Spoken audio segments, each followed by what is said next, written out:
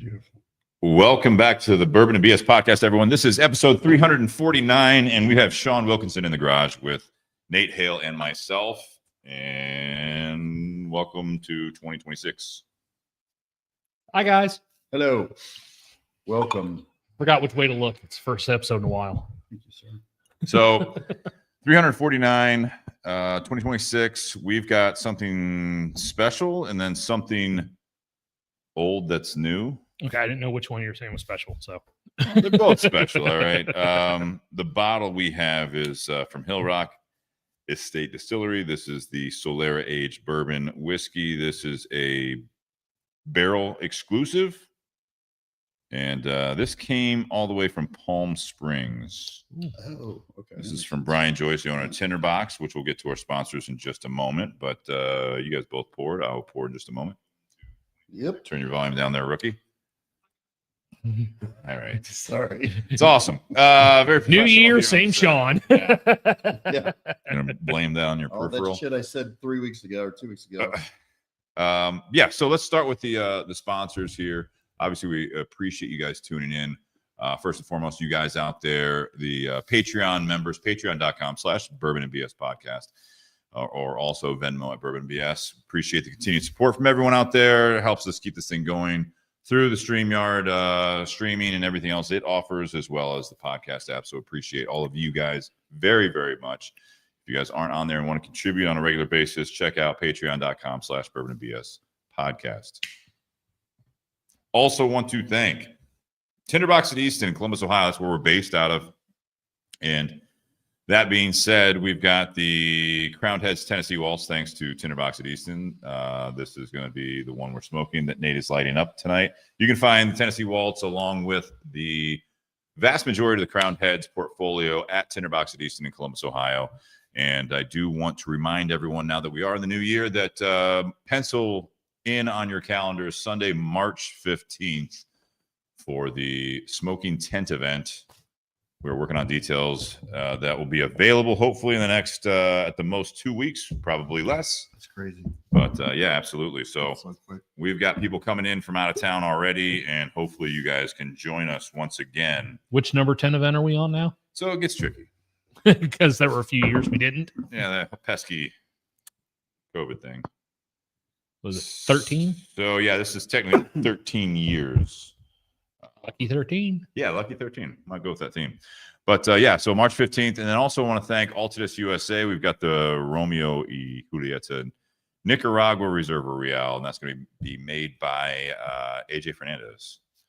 And that's going to be a great medium body smoke from Altadis USA, which Altadis will be represented at the 10 event that we just talked about. And also BS Cigar Company, the gold and silver are available now. Gold is made by Plasencia, and the silver is made by Espinosa Cigars. And as of now, Eric will be also attending the tent event if all flights go well. So give it a 50-50 at this point. Not that it's going to not be safe. It's just that we'll take off on time. It's coming up Sunday morning, so we'll see. Boy. Yeah, I know. What else do we have here?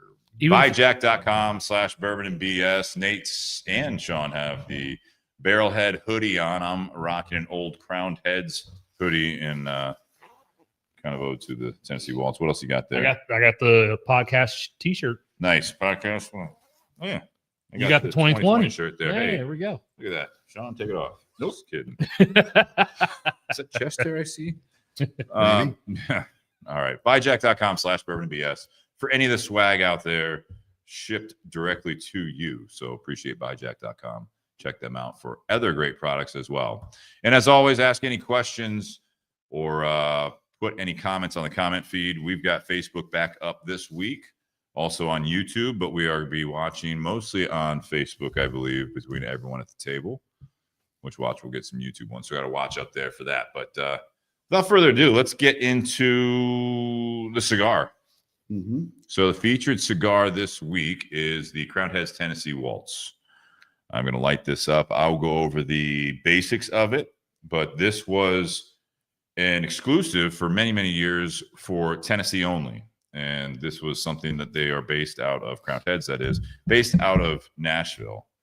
and that's where the roots are. So this was an exclusive blend for the fine people of Tennessee for many years, unless you were able to find it at brick and mortar when they picked it up on something called Lawless Day. And this is something that Tinderbox did carry at one time. It did not look like it does now. Exactly. So it has an orange ribbon on the foot of it for many years. And that used to be it. That's it. On the foot. That was it. Part of the Crowned Heads rebranding on all of their stuff. And my gosh, this looks beautiful. The detail on this band is phenomenal. Yeah. They put their new CH logo on all their bands, and then they have kind of the circles offset on that to feature which cigar it is. This has a T and a W, and this has just the richest orange saturation I've seen on a cigar. Now, granted, it's a close second to the orange on the BS logo. Yeah. I mean, just obviously. Yeah. But this is gorgeous. It's got a secondary band that is uniform with the rest of the Crowned Heads logo, logo and bands now.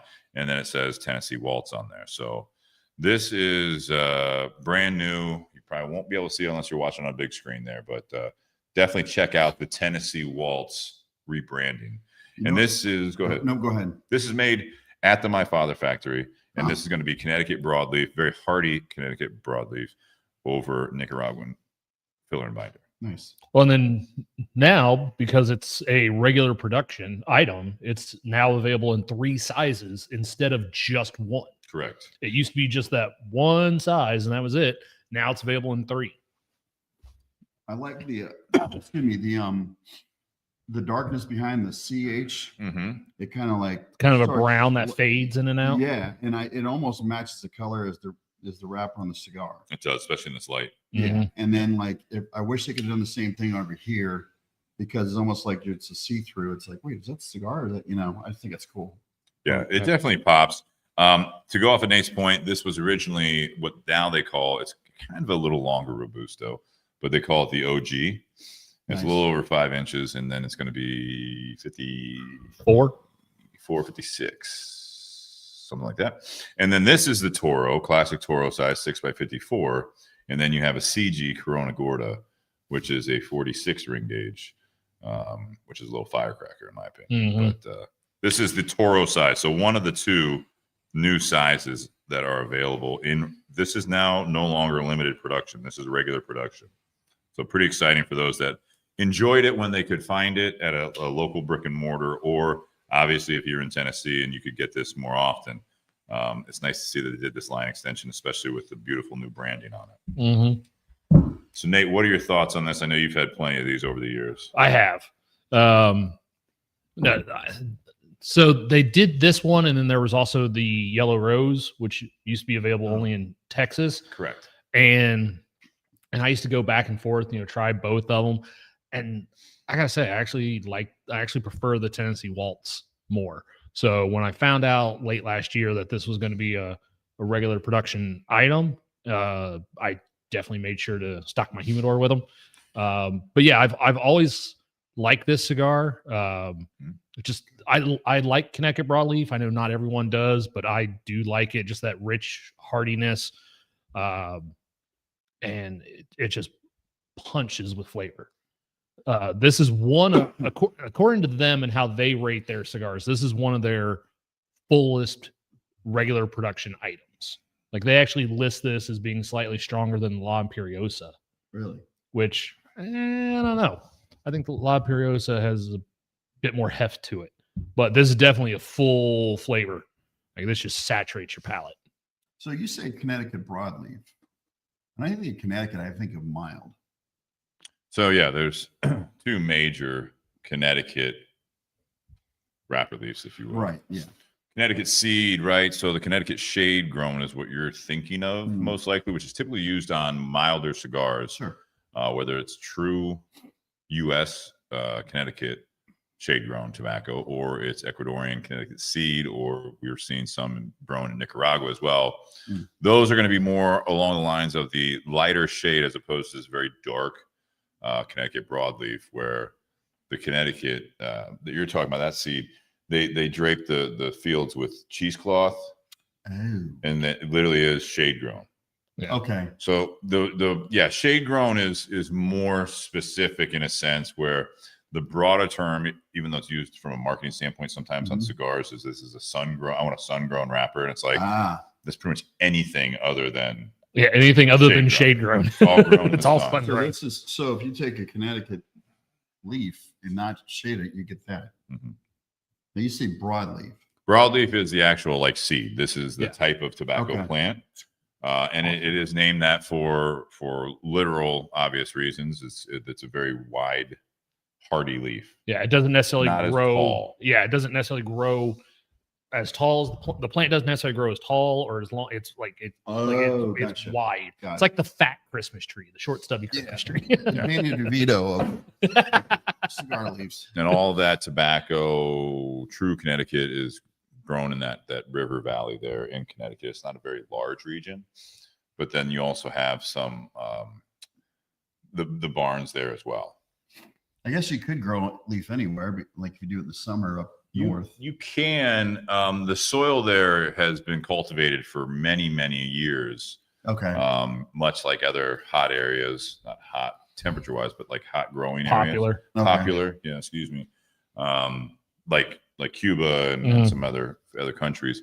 But the Connecticut, that river valley, is just the soil there has been cultivated, and this has been going on for years and years and years and years. So this is one of the first crops that they used to grow there. So this is kind of some history there, and a little lesser known, right? It's really, I love it. And I have actually another question. How many leaves does it take to make one cigar? I would assume So typically in a blend, you've got your filler, your binder, your wrapper. right. Each leaf has a right and a left. Okay. So Yeah, they take the vein. Mm. Yep, they take the vein out of the middle. So that's why sometimes you'll see a cigar, like you'll see it a lot with. So the Reserve Real Nicaragua, they also do that midnight twist where it has the pinstripe, and you can look at a cigar and you can see the wrapper. Sometimes it's spiraling one direction, and then the other one it's spiraling the other direction. Okay. So that's them using the right half of the leaf, the left half of the leaf. Okay. So one leaf for wrapper can put the wrapper on two cigars, and then you have the binder leaf, unless they're doing a double binder. So that's two more cigars just for the binder leaf. Okay. And then a lot of cigars on the filler, you're usually at like 5-6 leaves in the filler. Now, are they real big too, or are they smaller, the fillers? So all the leaves, they actually kind of trim them a little bit to size. The filler ones, handmade premiums are long filler, which means they're not chopping up the leaf into little bits. Yeah. So they're literally taking those leaves, bunching them together, and usually one of two styles. They bunch that together for the filler. Okay. Then they put the binder leaf on, put that in the mold to press it, give it its shape, and then after that does its job, then they put the wrapper leaf on. Okay. So yeah. That's pretty interesting. I just, And then they chop it to size. okay. They've got a little gauge there. They lay the cigar in. Yeah. It's measured for whatever, Robusto, Toro, Churchill length. Yeah. They put it right there up against that and then just snip the foot of it off. Okay. Because I watched them do it a couple of times. It was in Bahamas. It's their Gray Cliff, which I'm not a fan, but it was cool to watch them do that. And then that guy that I met in San Diego, Cuban cigar factory, that still does it over 30 years. Every Friday and Saturday nights, you can go right up to him outside and he'll fucking hand roll you one for $10. And it's just interesting because I try to watch what they do and how they do it, and they like take big bundles of different things, like you guys said. So it's cool. I like And depending on the ring gauge, obviously there's more filler than others. Right. So even in this blend, you'll get some variations from it. I think more often people will say that you get more wrapper flavor from the thinner ring gauge, where I think you'll find that they do have to, depending on what ring gauges they're making of a cigar, you will have a slightly off filler combination that they try to make as equal between the sizes. But just because that ratio changes, you may be off like by a leaf as far as the ratio of how many of this type of leaf and so on, right? So you'll see that a little bit, but Most of Especially the time, when they you- try to blend it so that all the ring gauges or all the sizes and ring gauges, really, the lengths is that they do have a similar flavor profile. Yeah. And when you're, someone like Crown Heads, where they're trying to stay in like that 46 to 56 ring gauge, there's a little bit less variation. When you have some of these companies that are doing 50s, 60s, 70s, 80s, 90s, 38. you still only 133 and a third. Like you still have just that one outer wrapper leaf. You got So- a shitload of But you've fillers. got There's a more lot of it, more though, filler. too. Well, yeah, you do have more of it. Yeah. But the ratio gets skewed one way. Mhm. So- Go ahead. I'm sorry, when they pick the fillers and the binders, geez, I'm sure like they kind of see you get what you see is what you get with the wrappers, but like to be able to take those and grab certain ones and I don't know, they smell them or what they do to say like when they're trying to make a new blend. So you, I think, have been at one of those types of events where you smoke Yeah. the Puritos. Right. And I remember that. I'm just wondering how when they sit down at the table and they go, okay, I want to make something new, and how they grab certain things and smell them, or they. I think all of that, but they know kind of their tobaccos. Yeah. So they kind of know what they're expecting out of It's true. a certain seed of a certain farm, let alone a lot on the farm, and then obviously what level of priming it came off of. Yep. So they'll know, they'll have an idea, but it's a lot of, I think, trial and error throughout that, because even as even as once a chef is good enough, they know what the ingredients taste like, and they can kind of marry it all together in their head before they put it in the pot. And they always can make little tweaks, Yeah. So part of it is that you have to know what the different things taste like, how they're going to burn, because a lot of times the binder's primary function is a little bit of flavor, but it's the combustibility, so that it burns evenly. You don't want the wrapper to burn faster or part of the filler to burn fast. You want that binder to kind of carry that load a little bit. Yeah. And I think that's something that you'll look for. And then the other aspect, which we learned years ago from a good friend, was Rick Rodriguez, who's now West Tampa Tobacco. He's hopefully coming also. We'll see. He's going to let me know. Love that dude. To the 10 event. He's booked like crazy. Oh, I believe it. Thanks to his success. But he was saying, depending on the size, you want to know, because he was with CAO for years. And you remember this conversation, Nate? Probably once you get into it. So when he's coming up with the blend, we're like, how do you make it more like regular production? Like for this is a great example of this Tennessee Waltz with Crowned Heads, not necessarily owning factories, farms. They're utilizing my father's cigars on this. Wow. They want to make sure that for what they want to forecast on what they can sell over the next X amount of years, call it 3 years, that they have enough tobacco to be able to back that. Yeah. Okay. So I think with Rick Rodriguez on one of his through CAO, with the scope that they had, he wanted to be able to have it was, about shy of 1 million cigars. Yeah. So that if it does well, they won't be out in 3 months and it's fuck, that was a huge success. We marketed it as a regular production cigar, and now it's non-existent for another at least year while we wait on crops to harvest and mature and all that stuff. So. I love, and then Jake's watching. I love Crown Heads, but it drives me nuts when you guys make a fucking cigar and it's a limited edition and it tastes amazing, and you're like, well, once they're gone, they're gone. I'm like, it's like a tease.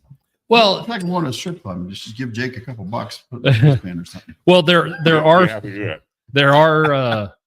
are some that. tobaccos that can be harder to get, either because of where they're grown, the quality of that tobacco.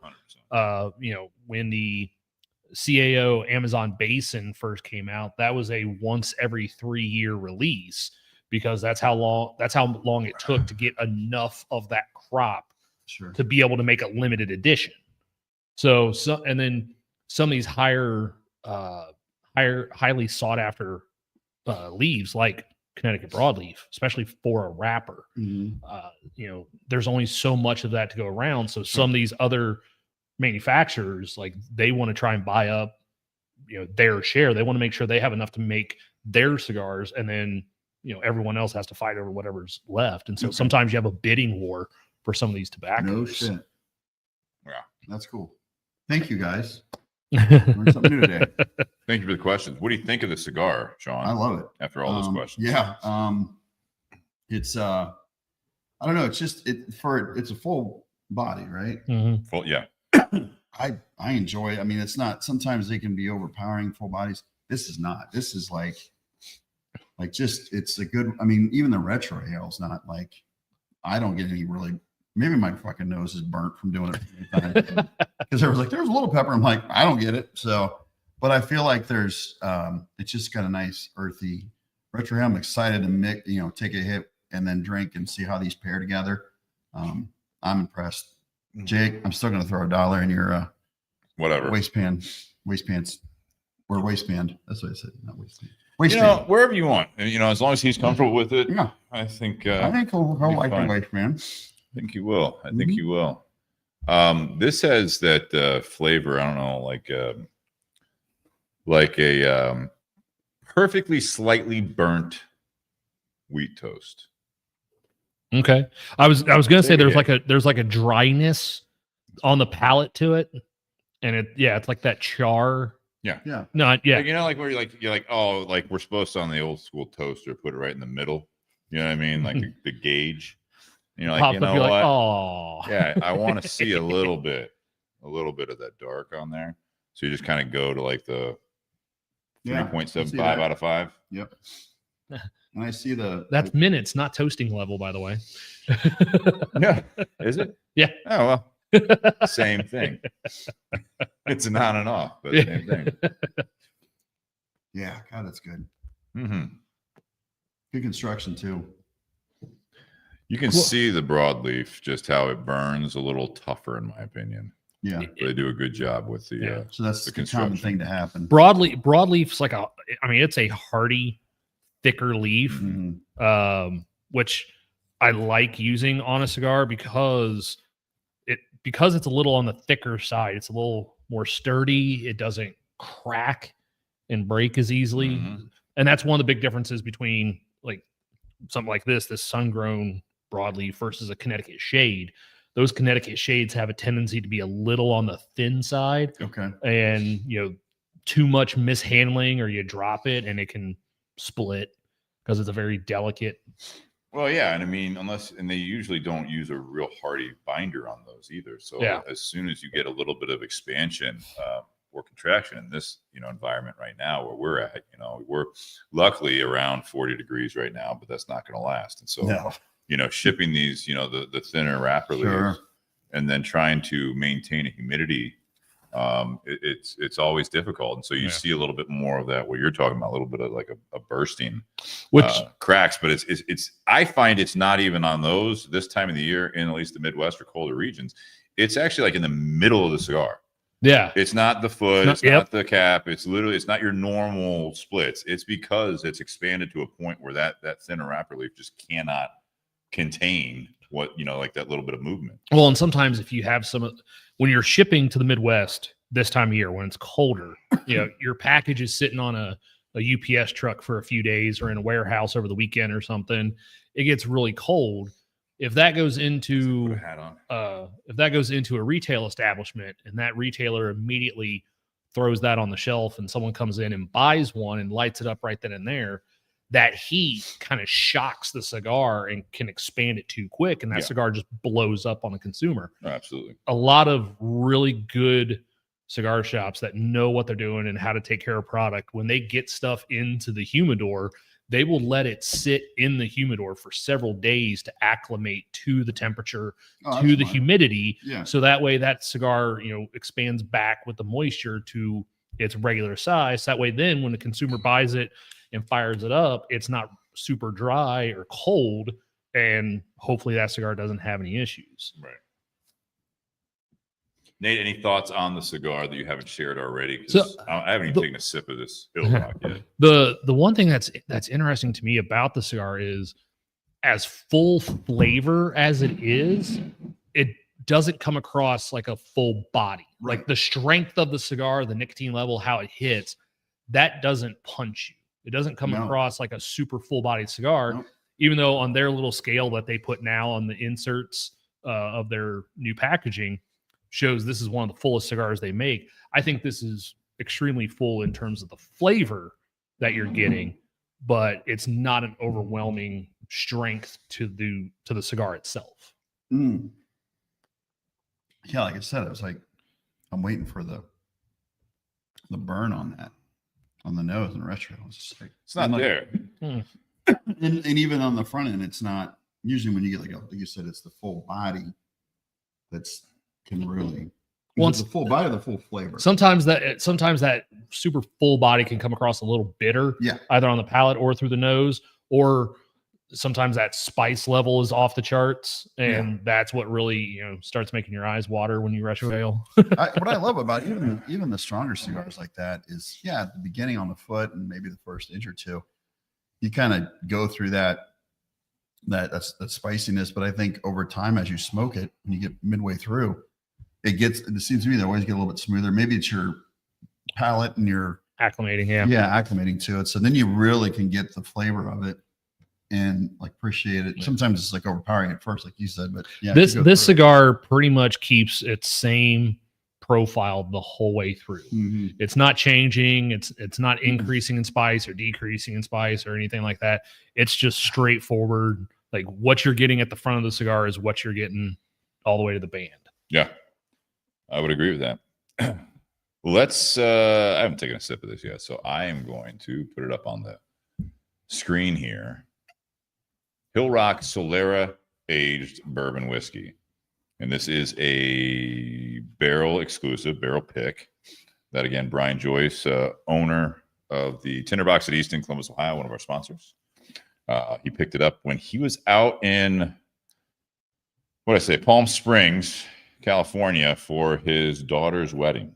And he brought it back for us to enjoy on the show. And also, I think, save a little bit for me to bring in for him to try. Yeah, for sure. Great part about being in the cigar industry as a retail store, depending on where you work or if you own it like Brian does, you can sample whiskeys during working hours if you'd like. If you so choose to.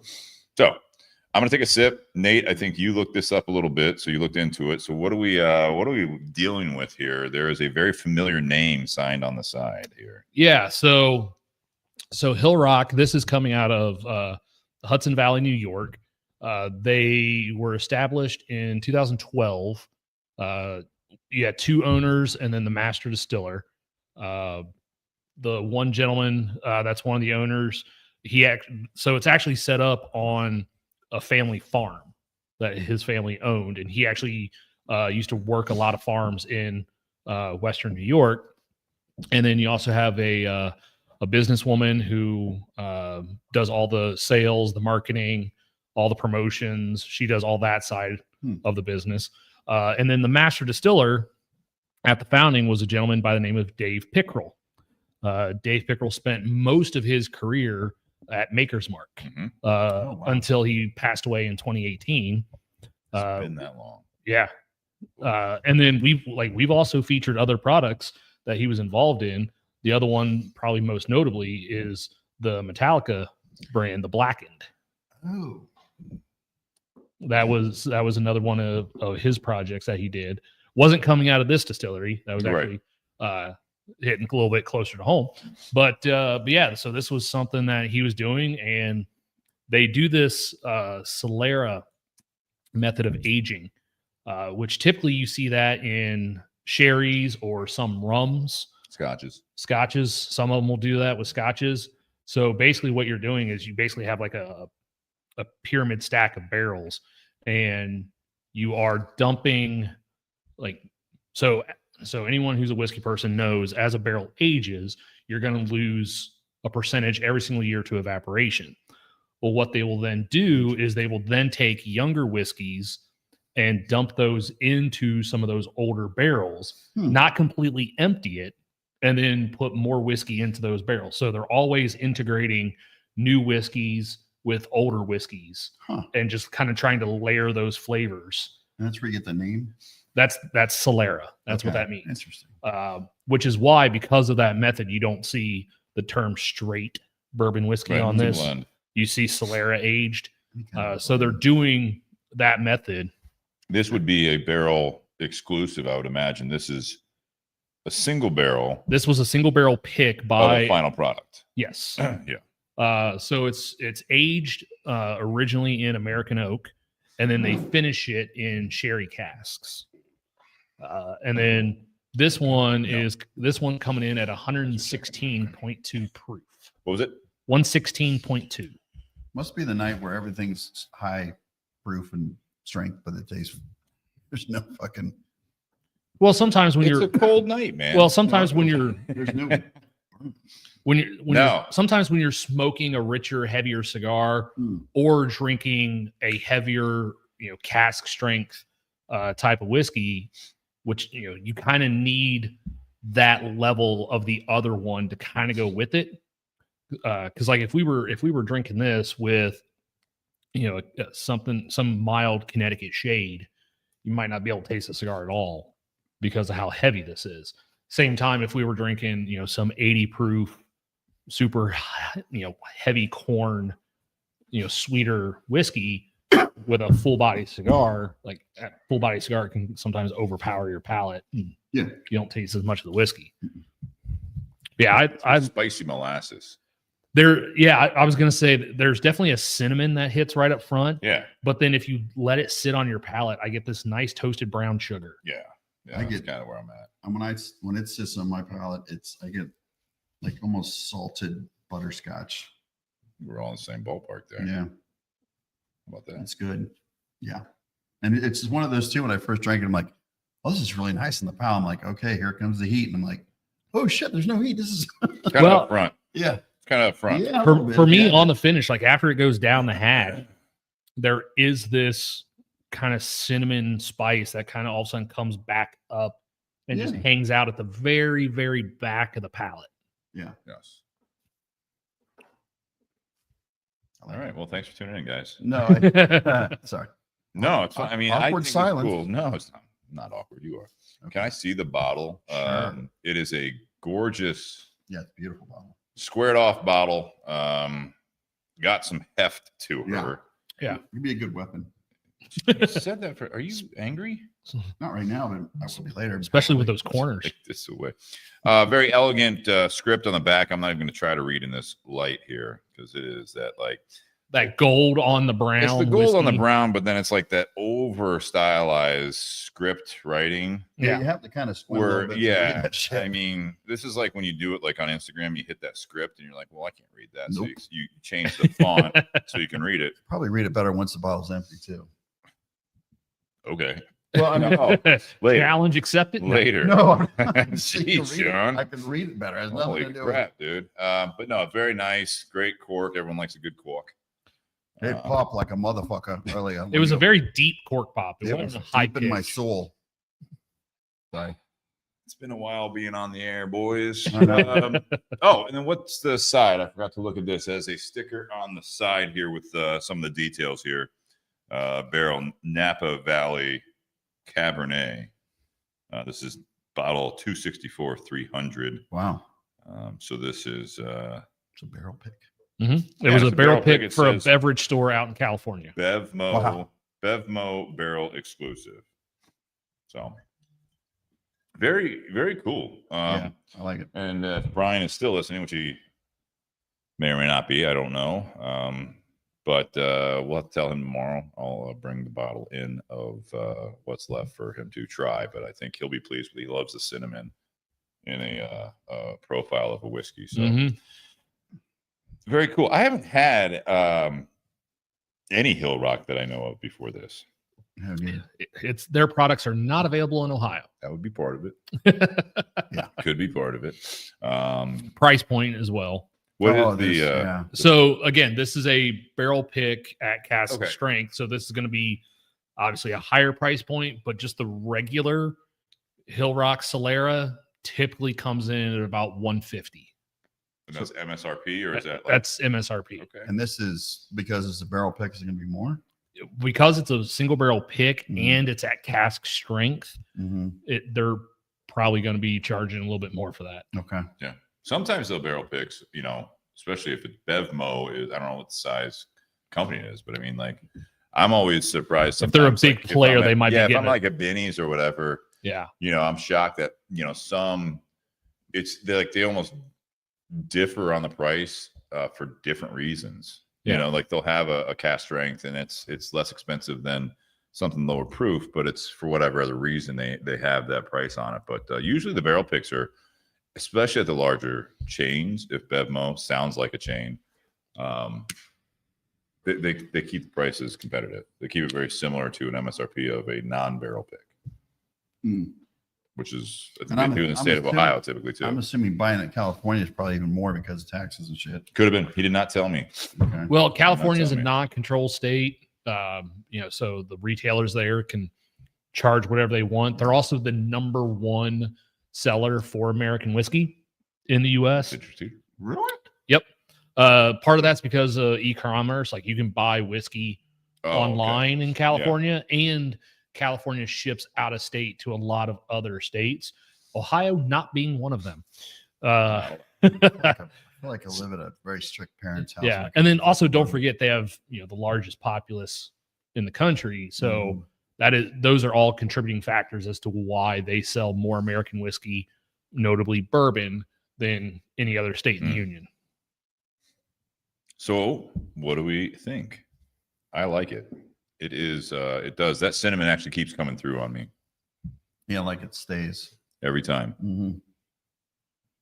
Nate, this one I actually like it more the more I let it hang out on the palate. Yeah. Sometimes, especially with a barrel proof, if you let it hang out on the palate, that alcohol all of a sudden really starts playing with your tongue and starts kind of firing up your tongue a little bit there and starts to burn. Really this one, you actually like, for me, that brown sugar just amplifies the longer it sits there.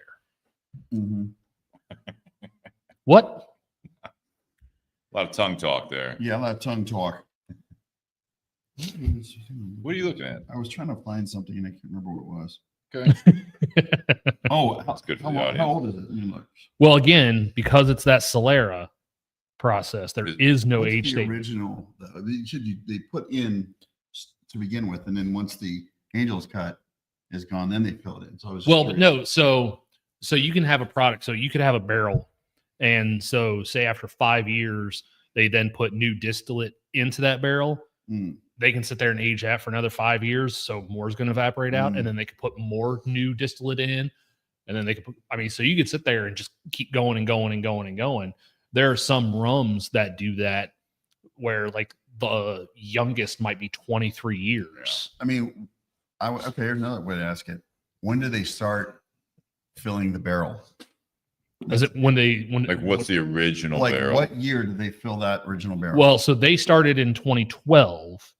So that doesn't necessarily mean that there is 13-year-old distillate still hanging around.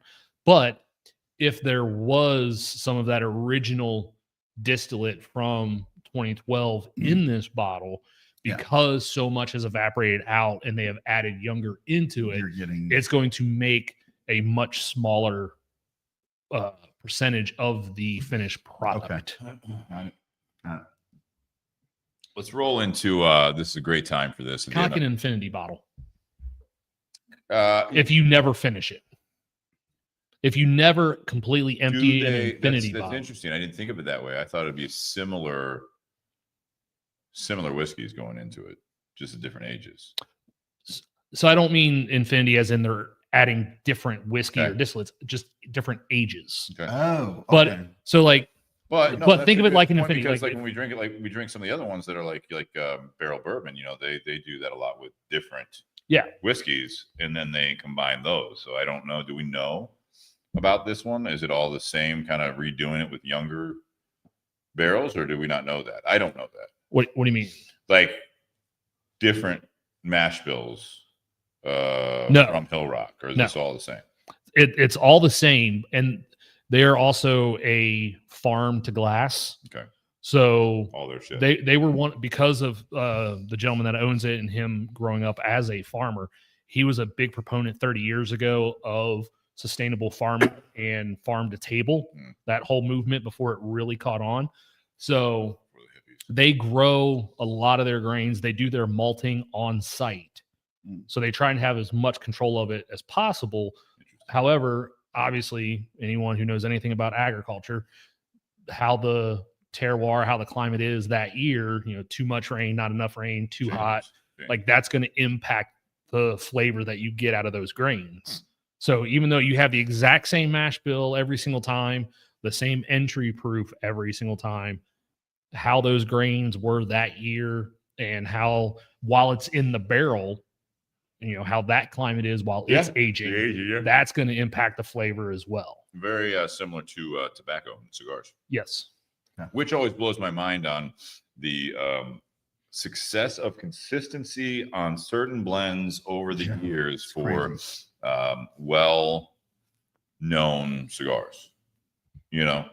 So over a period of 5-10 years, you're expecting something to taste a certain way with its, with that marketing on it. And very, very big parallel, I think, too. And it's very hard to do that with cigars because you can't, a cigar like the Tennessee Waltz, if 1 year's tobacco isn't necessarily as rich as the previous years, or it's a little heavier, they can't add anything to the tobacco to make it taste like the previous release. No.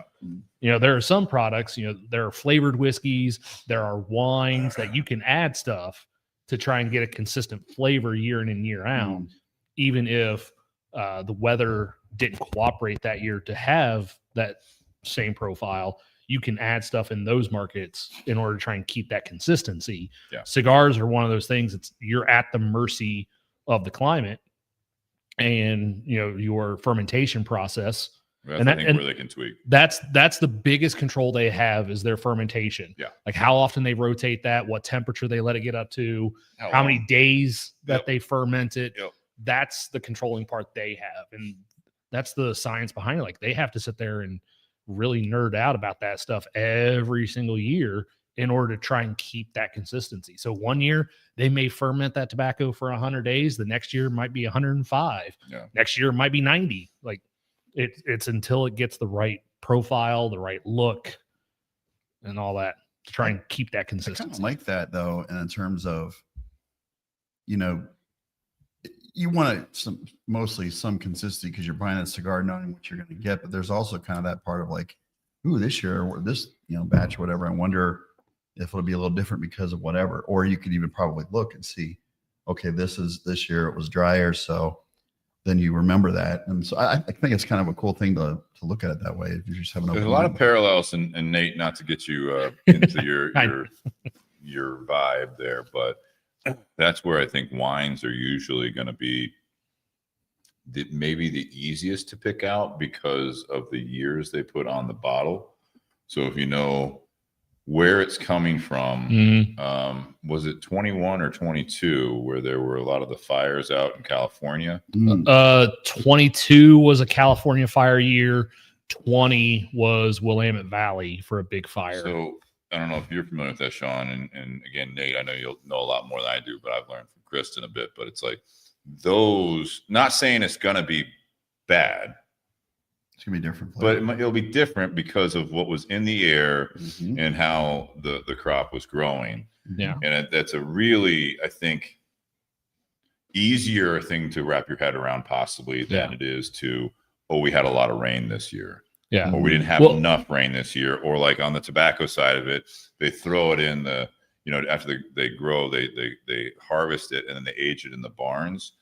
If it's super high humidity or low humidity, and they're doing their best to kind of regulate that within the barns, they do the best they can. However, there's going to be those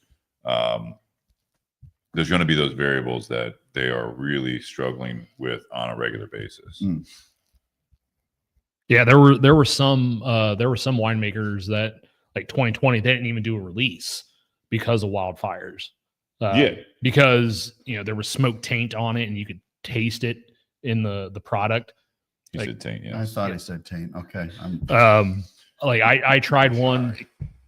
I tried one out of Oregon that you're a child. I'm sorry. I tried one out of Oregon. They actually brought it to let us taste it because the winery actually didn't even sell it because it was a waste. But they donated some of it to the University of Oregon to actually study that, and then they would actually keep it at the winery so that way people could try a wine that was great tainted. Talking point, right? It tasted like I was drinking pork rinds.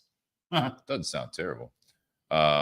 2022 or 2020 also, Kristen says. I think we mentioned some years there for that. Sam Moore threw out a quick question. I do want to get to the ratings here. Frey Ranch or Michter's, both bourbons are fantastic for under $60. Nate? Well, I replied to him. I will take the Frey Ranch. Mm-hmm. The regular Frey Ranch and Michter's are both coming in at 45. Frey Ranch is a 4-grain mash bill. 2/3 of that is going to be their corn. They are a grain to glass family operation, 3,000-acre farm in Fallon, Nevada. Jesus. You've heard of them, have you? Yeah, they grow all their own grain, distill, barrel, age, bottle, all on their farm. But what about the product? I absolutely love their product. That's what I told them. I got you. Their uncut is $70, and I will take that bottle over pretty much anything coming out of Buffalo Trace. Okay. Do they sell it here? Yep. Yeah, we see it's beautiful bottles as well. So I get the 70. Okay. I'll try that one next. And then Lindsay says, Sean, you look like the middle guy. He is the middle I guy. am the middle guy, Lindsay. Do you know Lindsay Skender? I work with Lindsay. Well, She's awesome. she lives up in northern Michigan, and she has a fucking ranch she lives on a hill, and you can see trees forever, and Nice. it's gorgeous up there. Well, you look like yourself. She just tagged you, Sean Wilkinson. Thanks for She may not know it's you. Wow. She might actually. This is her Zag, first time yeah. seeing your face. Oh no, we do work video calls, but Well, yeah, there you go. She says, OMG, wow. All right. I'm so glad you're on, Lance. Small world. I love you, girl. Rating time. Whiskey, as Nate pours another glass, we have the Hillrock Solera Aged Bourbon Whiskey. So out of 10 being the best on that. The cigar, we've got the Tennessee Waltz from Crowned Heads, and 10 being the best on that. And pairing as well, 10 being the best. Sean, go ahead. Middle guy. Middle guy. Thanks, Lance. Stuck in the middle. I'm okay with that. You guys keep me warm. Hander here. Okay. It's okay. It's a safe space. We're in our trust tree. Anyway. It's my garage. Not a safe space. We are sorry. The bourbon or the whiskey, I'm loving it. I get really heavy butterscotch for me on the palate. Like the more I let it sit, the more it becomes like Werther's butterscotch. It's insane.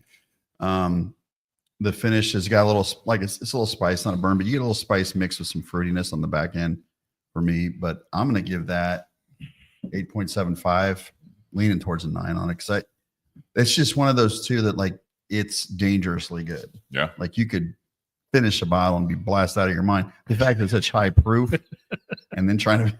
You just want to read that. If you finish that bottle, you're still not going to be able to read that cursive. It becomes more cursive. Maybe the font will change when I'm. He'll start talking in cursive. That's right. That's right. But yeah, 8.75 to almost a 9. I'm looking at that because it's got good viscosity. It's got legs to goes forever. And 8.5, 9ish, 8.75, 9. The cigar, same thing. I love it. I love being able to have a cigar where it's full body. You get that nicotine increase, but it's not burning everything in your mouth and nose. So that I love about it. But the flavor, the construction, the colors, the colors are very like you're drawn to the colors. It has a certain color to it where it's like it stands out in a shop to me. You're talking about the band? Yeah. Okay. Yeah. Sorry. Like I said, it is the most saturated orange color hue that I've seen. See what I got there? I mean, Yeah, the orange and gold. Got to coordinate. That's right. Anyway, No. the pairing, I did like Retro Hill and then drink, then Retro Hill, and I just didn't really get much out of it. The pairing. Nuh-uh. I just didn't really feel like oh my God, it was just kind of Yeah. So I do a 7.5 on that. Nate. So on the whiskey by itself, because I made sure to drink that before I lit up the cigar this time, I will give the whiskey by itself an 8. As it goes on, I kind of lose a little bit of that, but not butterscotch. That's what Sean's note. Brown sugar. I get more brown sugar on the palate originally. I do like the journey that the flavor goes through on your palate. Sure. Like it starts out with a little bit of that spice, transitions to that sweetness, and then the finish, that spice kind of comes back and reminds you it's still there. And that could just be because this is 116.2 proof. The regular production, which is going to be a lower proof item, may not have that same type of journey. Right. So I do appreciate that kind of complexity and journey with it. I'd be interested to try the non-barrel pick. Yeah. To see how specific a barrel of this is wherever they stop that Solera aging. Yeah. You know what I mean? It could be a vast, like, or different single barrels could be vastly different. Yeah. And they do make some products that are age stated, like they're going for a specific age statement. Yeah. This is one of those where they probably have stock in their inventory that continues to age, and they continue to do that Solera until someone comes along and goes, hey, I want to do a barrel pick. And like, cool, the original distillate in this barrel, was from our first year in 2012, and we've just been adding to it ever since. Yeah. That would probably go for a pretty penny. The cigar, so I gave the whiskey an 8. The cigar, I am an 8.5 on the cigar. I do really like this cigar. Like I said, when our rep Jake messaged me that this was now a regular production item, I got real excited. So I made sure to bring a couple boxes into the humidor at Carfagna's. And I love the new packaging. I love the consistency now in the lineup with the new bands. It makes it easier to tell that they're all coming from one company, because it used to be every single product had a completely different band on it. Like with Romeo, like they make bands that are different colors, but they're all the same shape. They're all the same design. But then the colors of the band, the color of the writing, those are what are different. Yeah. And make so that way you can look at one of those bands and know exactly what cigar it is. I like that Crown Heads has done that with their core items, so that way there is that familiarity and consistency. The pairing is interesting. So as I was drinking the whiskey for a while, the brown sugar note that I love kind of fades, and I don't get it as much. I get more of that cinnamon and that ethanol. But when I smoke the cigar and then go to the whiskey, that brown sugar rears its face, and it's right there. Like for me, it punches my palate to remind me of that brown sugar note. When I go whiskey to cigar, the cigar, as full body as this cigar is, it gets muted, the flavor of the cigar, and it just reignites that spice on the palate. So going cigar to whiskey, like that's a 9. Going whiskey to cigar is more like a 6. So it's one of those where I'm either going to drink the whiskey after not having the cigar for a little bit, or drink the whiskey and then wait before going back to the cigar, or I'm going to take a draw from the cigar and then immediately hit the whiskey. The Hillrock Solera Aged barrel pick for me, I'm 8.5, 8.75. I'm in that range there.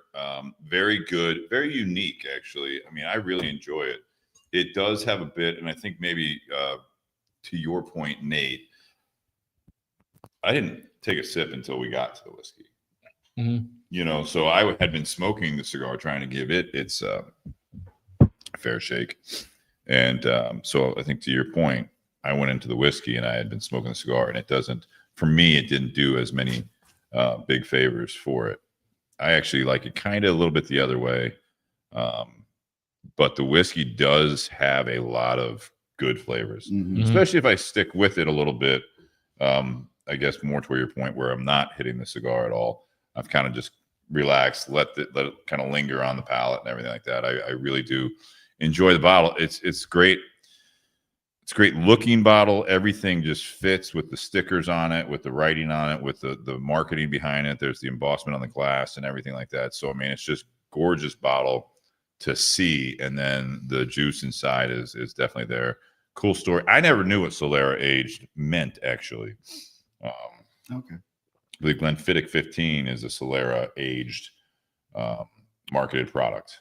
I thought I thought we had Miguel with the Zacapa Solera 23. We probably did, but I don't remember talking about the process that you spoke of. Yeah, I remember Miguel talking about that. Okay. Yeah, it's been a while. Okay. It's been many years since we did that. Yeah, so it's not something you see very often, right, in the whiskey world.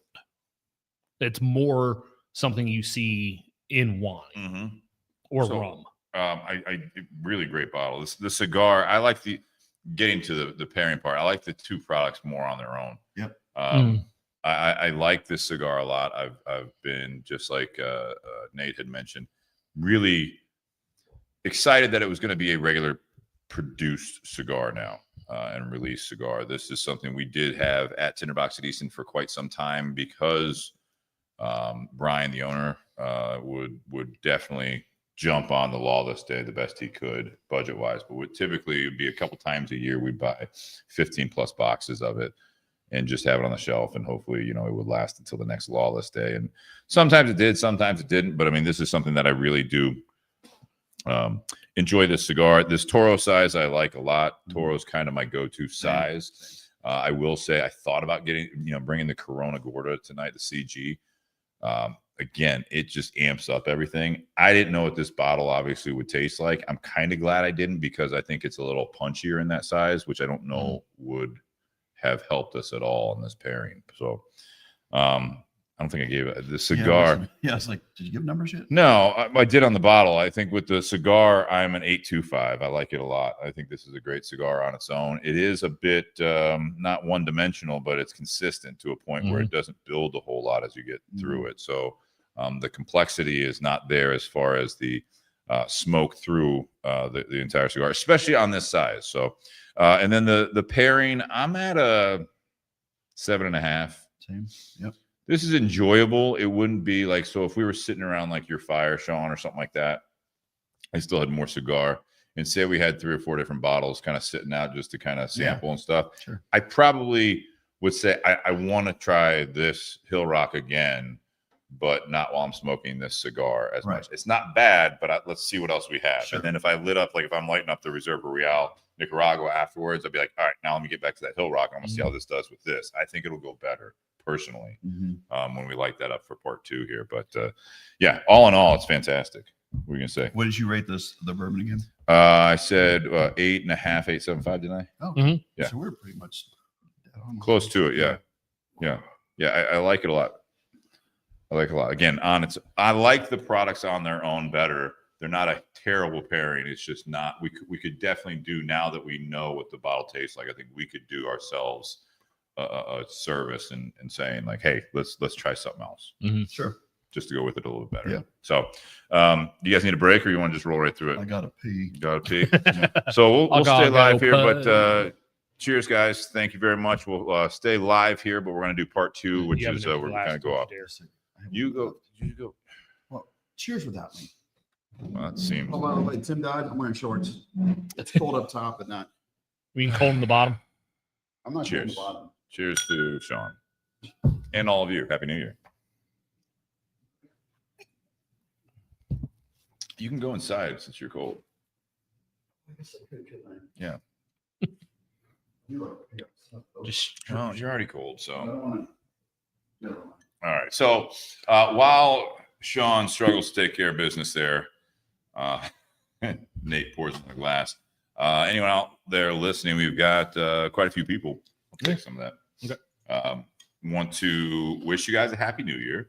And also, please wish Nate a happy birthday, belated, which his birthday is December 31st. Thank you, Steve. How old? 42. 42. Nothing too exciting with the 42. No. You're straight in the middle of your early 40s.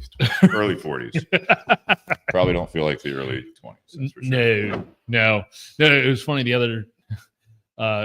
So on my birthday, I was actually at work, and one of the reps came in and was, because of the holiday season, was bringing in a bottle of sparkling wine to share with my boss, and I kind of held up a glass and I was like, "Hey, please, can I come?" Yeah. And so I went over. And my boss is like, "Yeah, pour Nate some bubbles. It's a big one today." And I was like, what? I mean, it's She's not small. like, aren't you turning 40? I was like, 2 years ago I did. Yeah. Time flies. She's a new boss, though. Yeah, and I'm one of the younger ones in the department. Kristen asks, says, happy belated. How was Ocean Club? Ocean Club was good for us. Ocean Club, I think, is one of those. It's a better restaurant when you go on just a normal day. Yeah. Like a normal day of the week, I think it's better. Mm-hmm. New Year's, a lot of people want to go out for New Year's, and so they just cram them in there. They definitely stack them and pack them. But no, we had a good experience. Everything was fine for us. There was a table behind us that had like 5 kids at it, and you got one with their phone watching the cartoon. You got one with an action figure kind of running around and playing on the table with it. And I'm like, man, this is an expensive ass place to bring some kids. Expensive Chuck E. Cheese. Yeah. Was the bar packed? We didn't know because the Buckeye game was on. Yeah. Because our reservation was at 6:30 and the OSU game kicked off a little after 7. Yeah.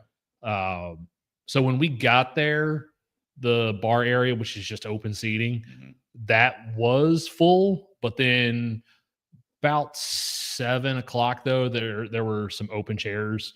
You know, they have some tables around the bar that are open seating as well. Yeah. And so some of those had started to clear out, and people that didn't have reservations or whatever were able to get in and just go there. Yeah. What are you fine? You're talking to my With wife. Tony. 30 minutes. Yeah, Tony and I were chatting it up. Yeah. Nice. All right, so we're going to get into part 2 here. And did I plug this in? I hope it. Hey, that's really cool how that happened. Yeah. I did not put this in. Damn it. You're blowing smoke in lips. Did you forget to put the topic in? I sure did. So we're going to do a little magic here. And be right back in 30 seconds.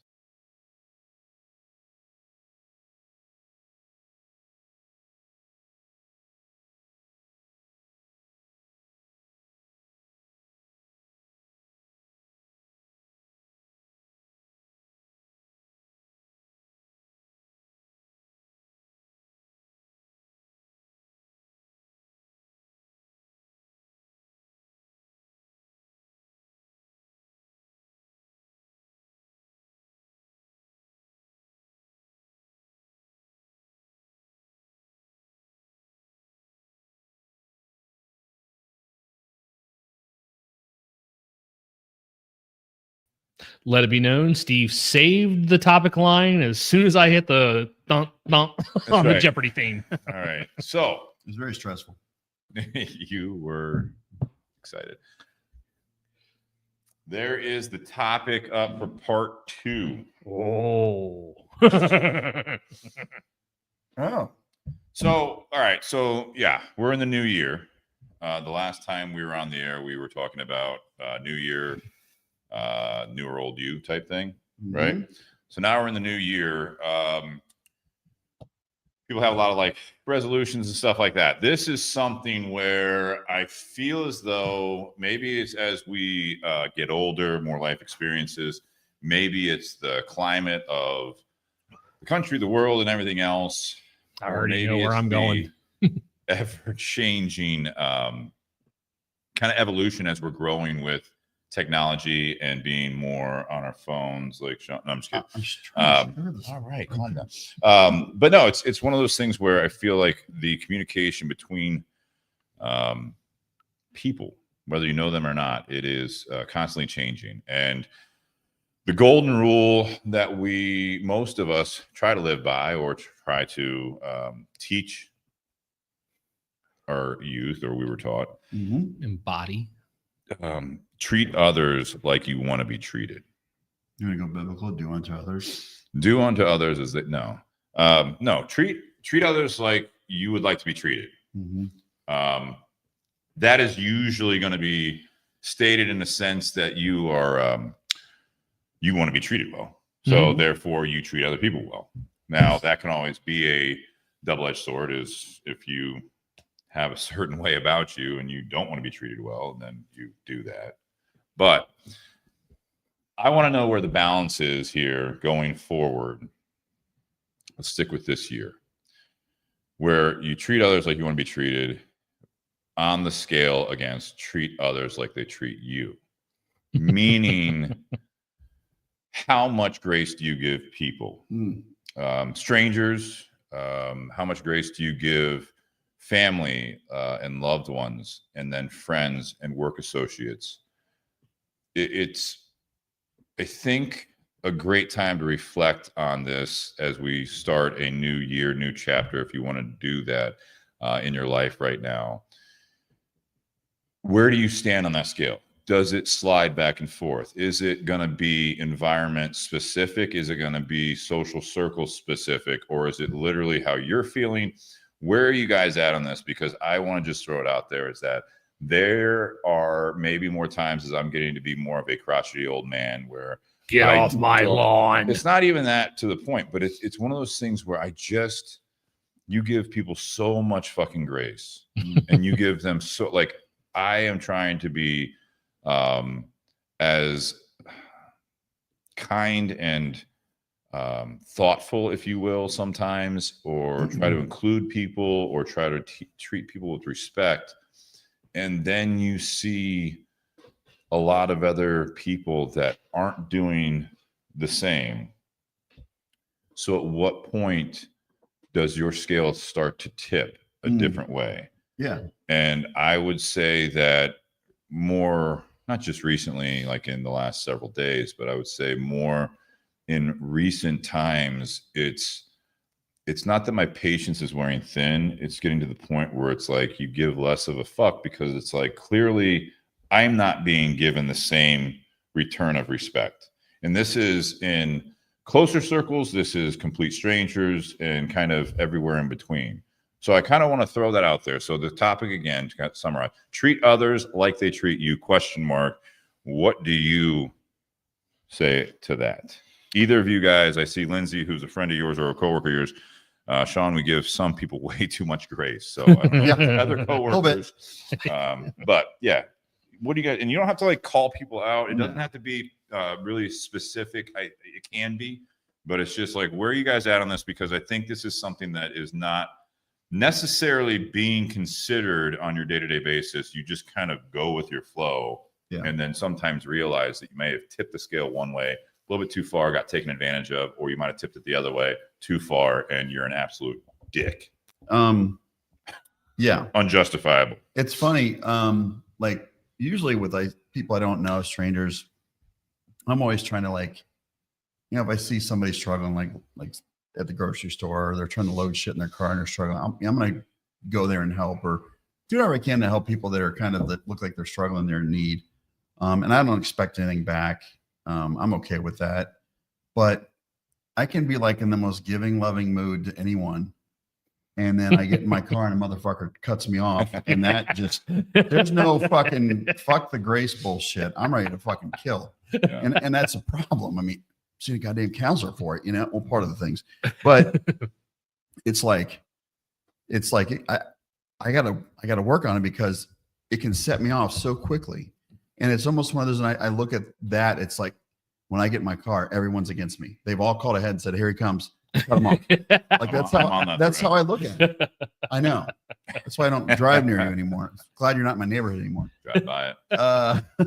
Look for that sign every time I drive by. But like, aside from that, and again, I'm working on it. It's like, you know, Lindsay said that earlier about we give people grace way too much. I'm okay with that, because I think it's like, you know, I eventually want to be like, I hope that somebody can be that way for me when I'm struggling with something, you know, and I used to be, and this is funny how we're talking this before the show, is like, things are slowly changing in me in terms of like, it all used to be about, oh, don't worry about me. Mm-hmm. And it used to be, I say used to, because I'm seeing changes that I didn't realize I was even doing it, but like I will still go out and help people. But if I need something, I speak up more. Mm-hmm. And I don't apologize every time I fucking say something anymore. I don't, and it's more maybe assertive, but it's more like I don't want to. I don't like. I'm kind of at the point where I don't like saying that anymore. But that's Saying what? Don't worry about me. Yeah. Because I've done it for probably almost my whole life. You're and putting now yourself last at that point. yeah, and like now the kind of the veil has been lifted, and I'm seeing like, well, how did that really help me? It doesn't. Like it's nice to be able to do something for somebody else, but I don't want anything in return. But I'm not going to say, don't worry about me. I think I'm just leaving that part out because, and I've even like done around the house with my wife. It's like, hey, can you help me with something? Where I was just normally I don't want to bother you, and now I'm like looking back, I'm like, why did I do that? But it's something that I was just used to doing. But I love the change now where it's more, I'll do something nice for you. I don't expect anything in return, but I may reach out to you for help. More in the past, I wouldn't. Yeah. Case in point was a few months ago. I was in the hospital. I was losing my fucking mind, and I thought I was having some kind of brain tumor thing again. And like it was at 11 o'clock at night, and they thought they found lymph nodes in my lung, or not polyps in my lung, and I started kind of freaking out, and I had that mindset of like, I don't want to bug anybody, and I should have fucking called. I should have called you. Yeah. I should have called one of my close friends, other people, and I didn't. And I suffered for like 3 hours waiting to see how bad it could be. And fortunately, they think it's nothing, but still, that's the kind of shit I think about. I'm like, why did I do that to myself? You don't want to be a burden, right? And I understand. I still don't, but I can. But now I can see where. Okay, if I really ask somebody for a certain situation, now I'm just like, help me fix my broken wing. But now it's like, if I really need something, like, man, I'm struggling with something, can somebody help me out? I'm more willing to reach out now. And so I think the people who have an issue of feeling like a burden, and that's why they don't reach out, are the people who are not burdensome. Like they're not normally a burden on their friend group. Yeah. So when they are going through something like, oh, I don't want to be a burden all of a sudden, but it's that person who is always a burden all the time. Like they're the ones that all of a sudden like, woe is me. I want everyone to feel bad for me because that's how they are all the time anyway. Yeah. I think there's another thing too, is like another kind of a same topic, but different situation is like, I'm just going to say politics really quick. I'm not going to comment on Let's get into it. We got a few hours here. But like I've learned to like, not like if I'm at home and I can talk to my wife about it, fine. But if it's like, if I'm out and people are starting to say one thing or another, I know that like in this day of age in the way things are going politically, they have their way and it's it. And then trying to argue with somebody to convince them or even point things out, it's not. It's just going to become a negative thing. It's going to end up being a bigger argument, and then there's going to be some resentment. So you got to pick and choose your battles, I guess. But I think that's a thing where like, and I look at these people. I look at people like maybe that don't agree with me politically or whatever, but it's like I still love them for who they are, and because they have a way of thinking the different opposite that I do. Nowadays with social media, man, the minute you find out you're one way or the other, everyone's going to like, fuck you, and I'm like, well, there's really good qualities in people that's the politics is a fucking very small percentage of what people, some people make it a priority and make it their life. But I think those people are the ones you just kind of want to avoid because it's not going to solve anything. And so, looking at the good in people that you don't agree with, and it's like, there's a bigger picture there. And I have a lot of good friends that are opposite for me, but I still love them and I still would do anything for them. Agreed. And don't want to bring something like that up that would create a rift between us and I think social media is another big thing now where it's just so like every day there's a video or a comment or news. It's like something had bad happen on one side or something bad happened on the other. And something bad happened and it's both sides' fault, depending on who you ask. Yeah. And so I'm not, it's like, why? It's already frustrating to watch that shit on your fucking phone, let alone try to talk to somebody about it when you have difference of opinions. And it's not a solvable solution, in my opinion. It's people, I gave that up years ago. Yeah. But like I said, I don't do it. I haven't done it for a long time. and not even say anything on social media, because man, that'll open a can of worms too. You lean one way or another, you got people up your ass. And so it's just like, life is too precious and too short to dwell on things that you have no control over. And when it comes to that stuff, you can express your opinion if you want and feel a certain way, but now it's like, be prepared to be attacked one way or another. And it's just not worth it. And I'll say on that before we have a couple comments here, but I mean, I think, again, that's where I brought this up as a balance or balancing act in a sense, where over the last several years, it was, let me put it this way, not to stay on the political side of things, but the loudest people could say whatever the fuck they wanted. Mm-hmm. And they were the loudest people, so they were being heard by a majority, even if they were the minority, and that's either politically far right, far left, whatever it might be. But all the people, the silent majority that everyone always talks about, as soon as someone might even chime in or make a point or make a statement, it's like, oh, you're one of them, whoever them is. Yeah. And I'm like, I'm just not allowed to have a fucking opinion, because you guys can blab all day long, and I'm scrolling through my social media feed and I'm still friends with you. And I'm like, why is every post about X? Mm-hmm. And then as soon as I make even a here's my opinion on the matter, it's like, yeah, or you're a dick. You're like, you know what I mean? It's like, you're like, how, oh, you would do that because of this. And I'm like, I got tired of it to a point where it did a little bit more. I didn't get real vocal about it, but there were times where I'm just like, no, you're allowed to run your mouth and everyone's listening to you. So no, if you don't want to listen to me, that's fine. But I'm not going to like every post be about something, but every once in a while I'm going to like share something. Or like, you know, hey, I saw or call you out. Or yeah, and it's like it got to the point where I got tired of it, because it's like you're allowed to treat everyone, including me, a certain way, and like put your brand of love/hate depending on what you believe, and we all just have to sit back and take it.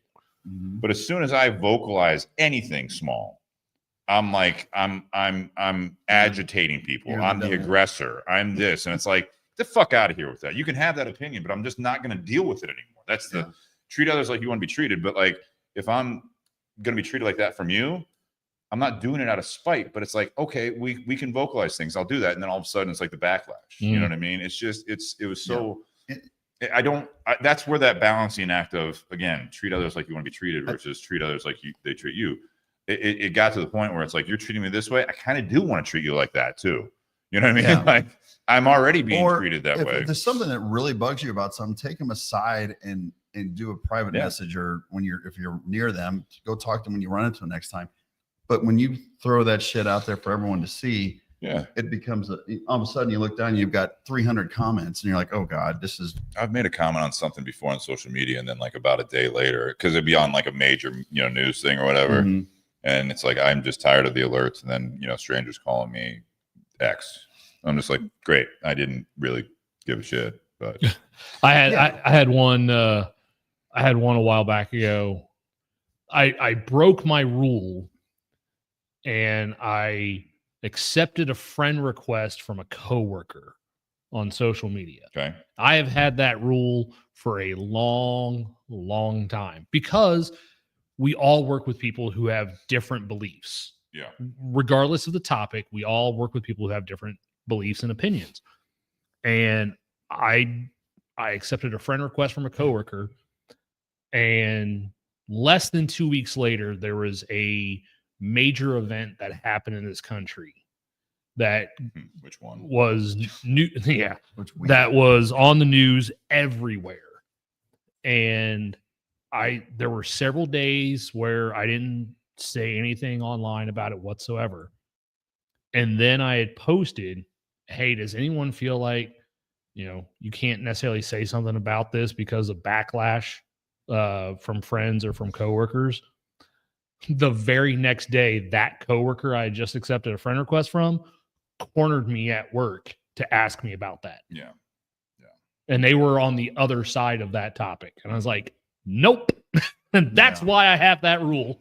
I think the way with social media and all these events that keep occurring is everyone is looking through the world like this, through a fucking small hole. Mm-hmm. And if you open that up and look at the broader perspective, just step back and look around. Yeah. there's so much, there is good in the world, but I think that, there's good in the world, but the bad makes more noise and gets more attention. Right.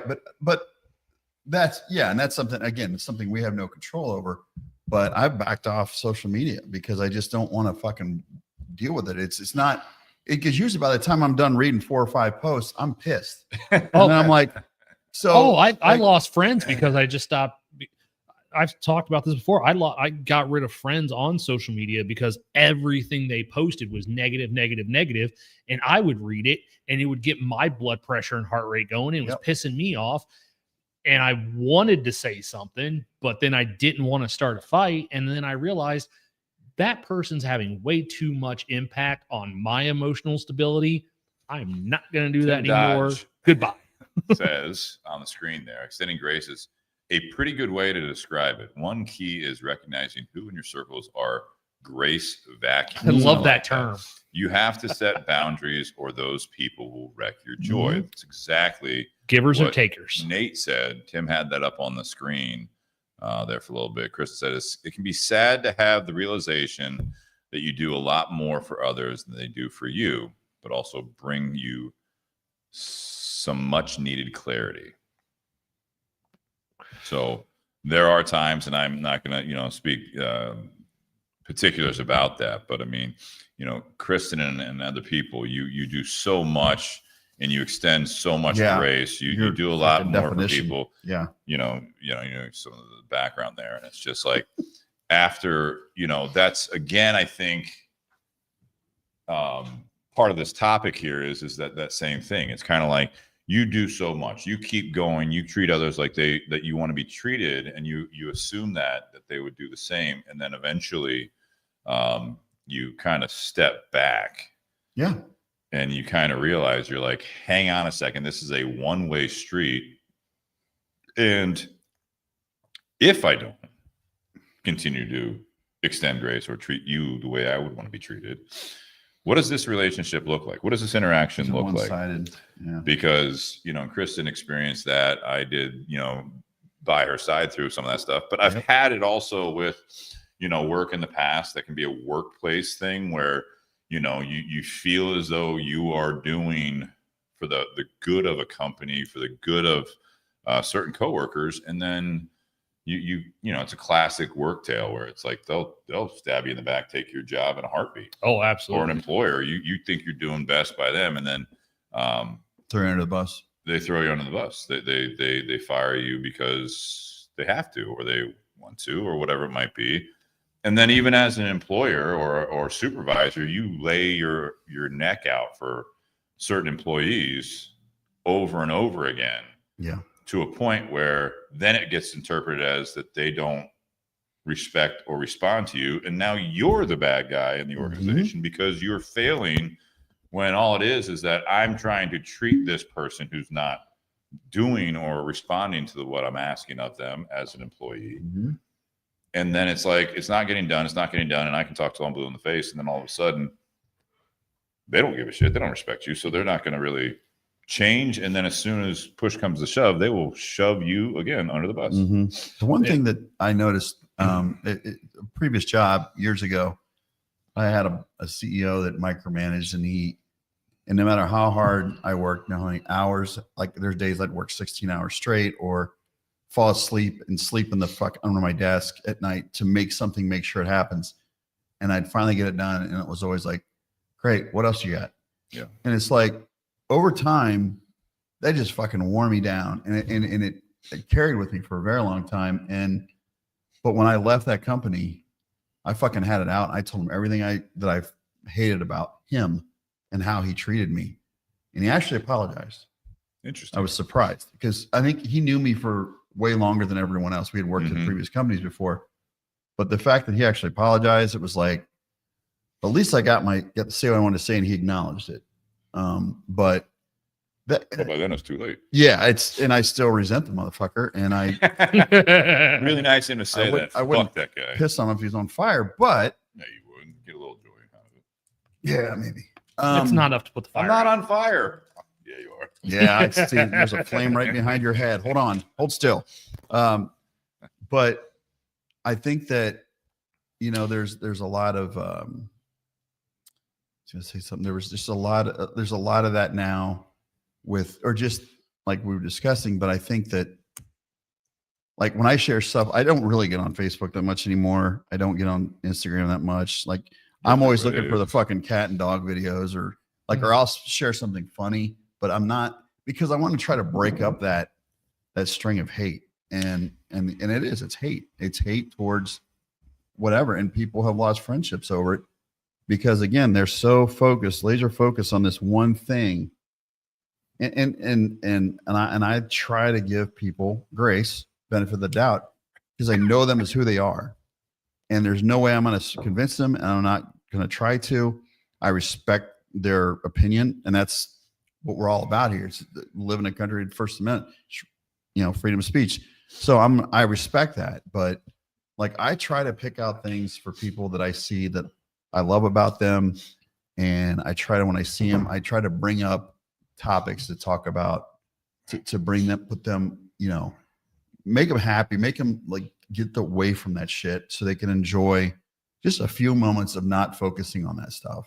Yeah, I think people try to put people in boxes too easily because of one aspect of whether it be politics, whether it be people get in fights over sports teams.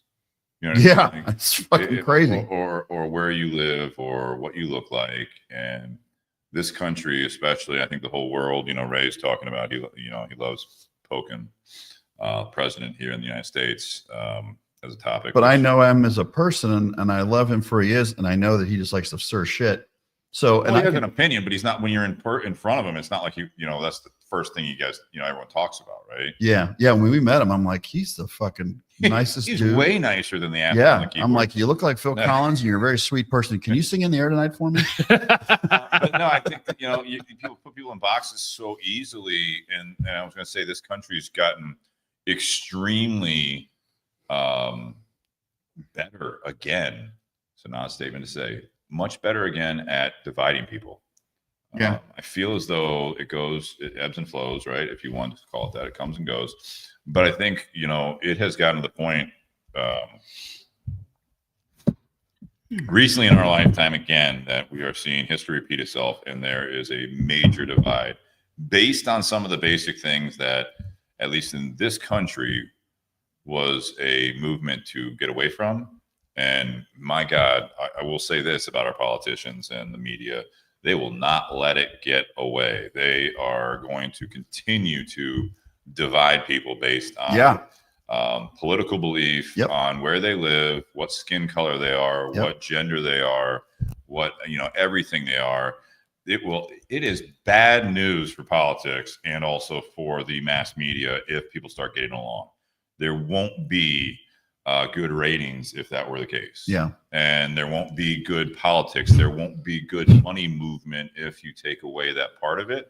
And this is not a conspiracy theory. This is just look around you. And I think this is something that is unfortunate. But as the everyday person, if there is such a thing anymore, it's tough to go by either treat others like you want to be treated or treat others like they treat you. You have to kind of decompartmentalize people a little bit more. Take some things as, just because you make this statement, just because you dress a certain way, just because your skin is a certain color, just because you believe in a certain ideology, no matter what it might be, this is who you are based on that fact.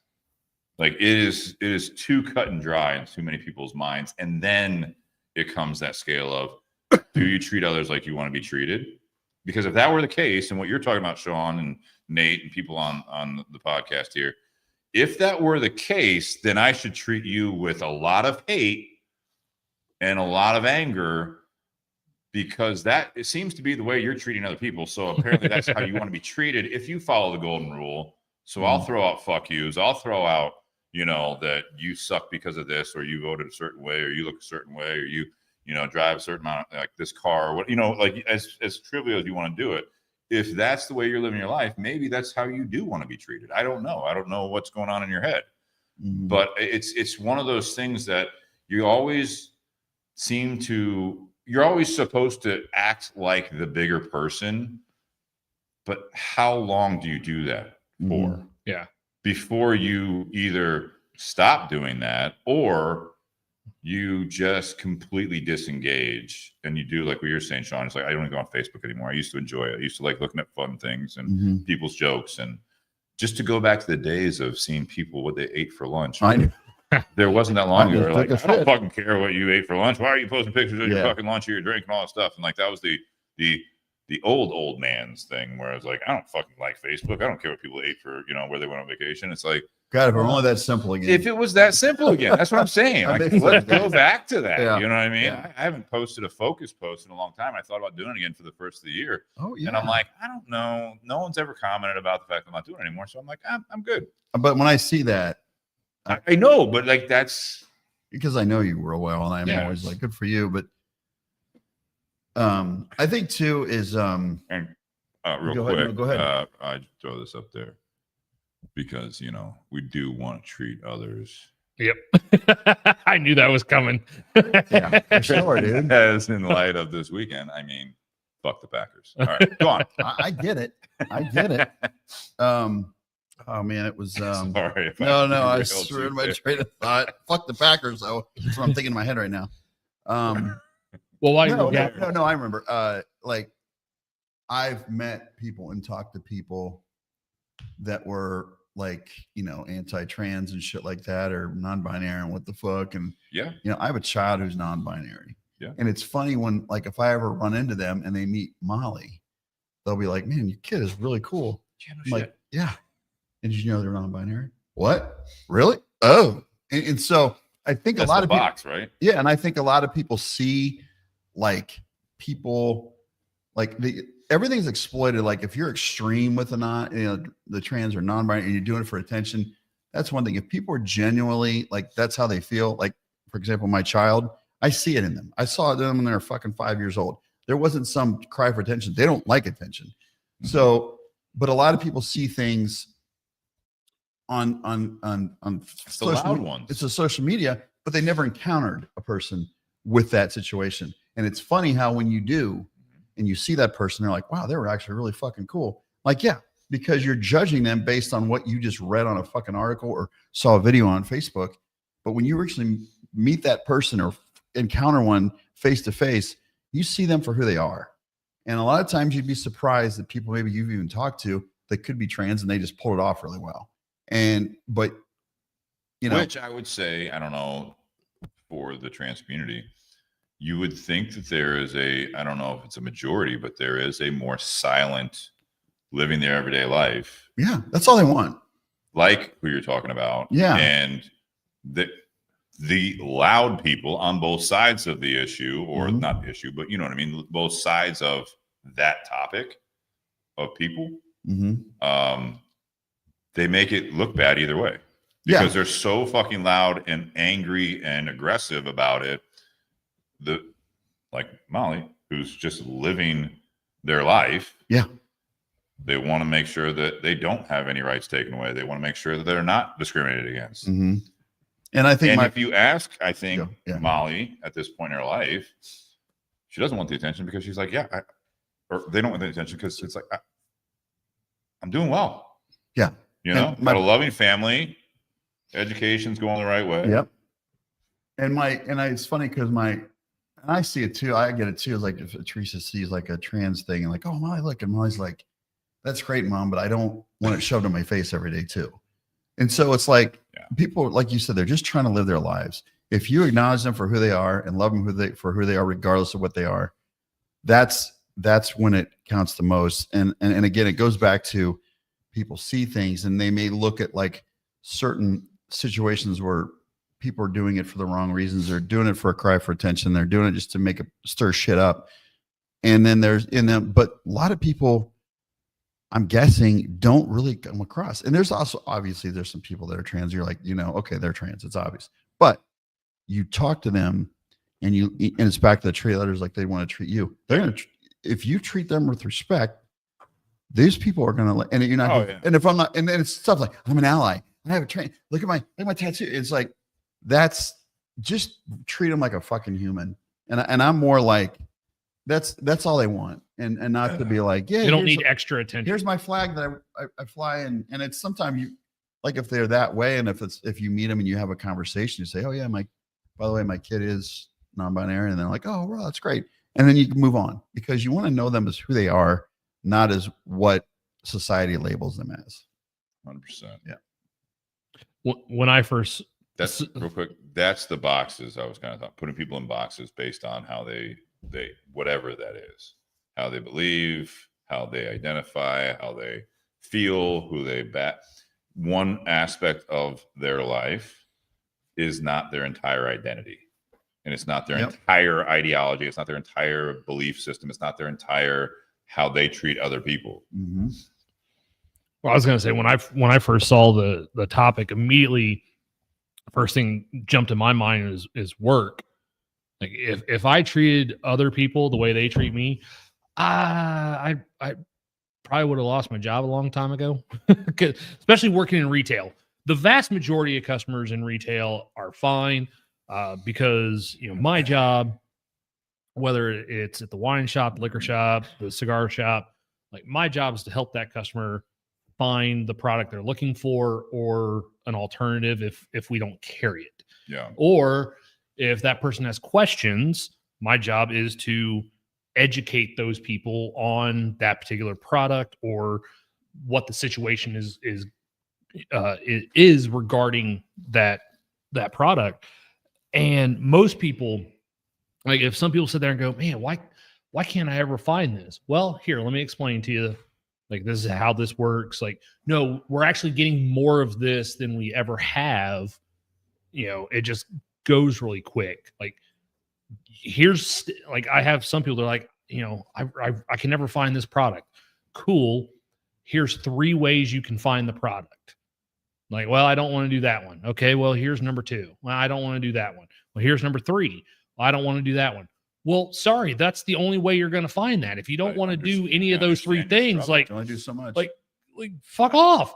I gave you the tools, man. But no, like anytime a customer comes in, I always want to try and help them find something. Or if they start throwing a little attitude about us not having it, like, well, no, like we had it on Friday. I sold all 10 cases on Friday. Like, I just don't have any more. And that's the most we've gotten in a month. Well, if they keep getting upset and pushing back, it's like, look, if I start treating you the way you're acting right now, like neither one of us is going to be happy. It doesn't matter to you, but it matters to me a lot. Scale. Yeah. There's another balancing scale. But the customer is always right. In matters of taste, That is it. people keep forgetting the last half of that sentence. Oh, The phrase is not the customer's always right. well, that was The not translated well through the telephone game over the years. Huh? the phrase is the customer is always right regarding matters of taste. So if you learned that if over the years, so if you work there at was a time you did not live that model.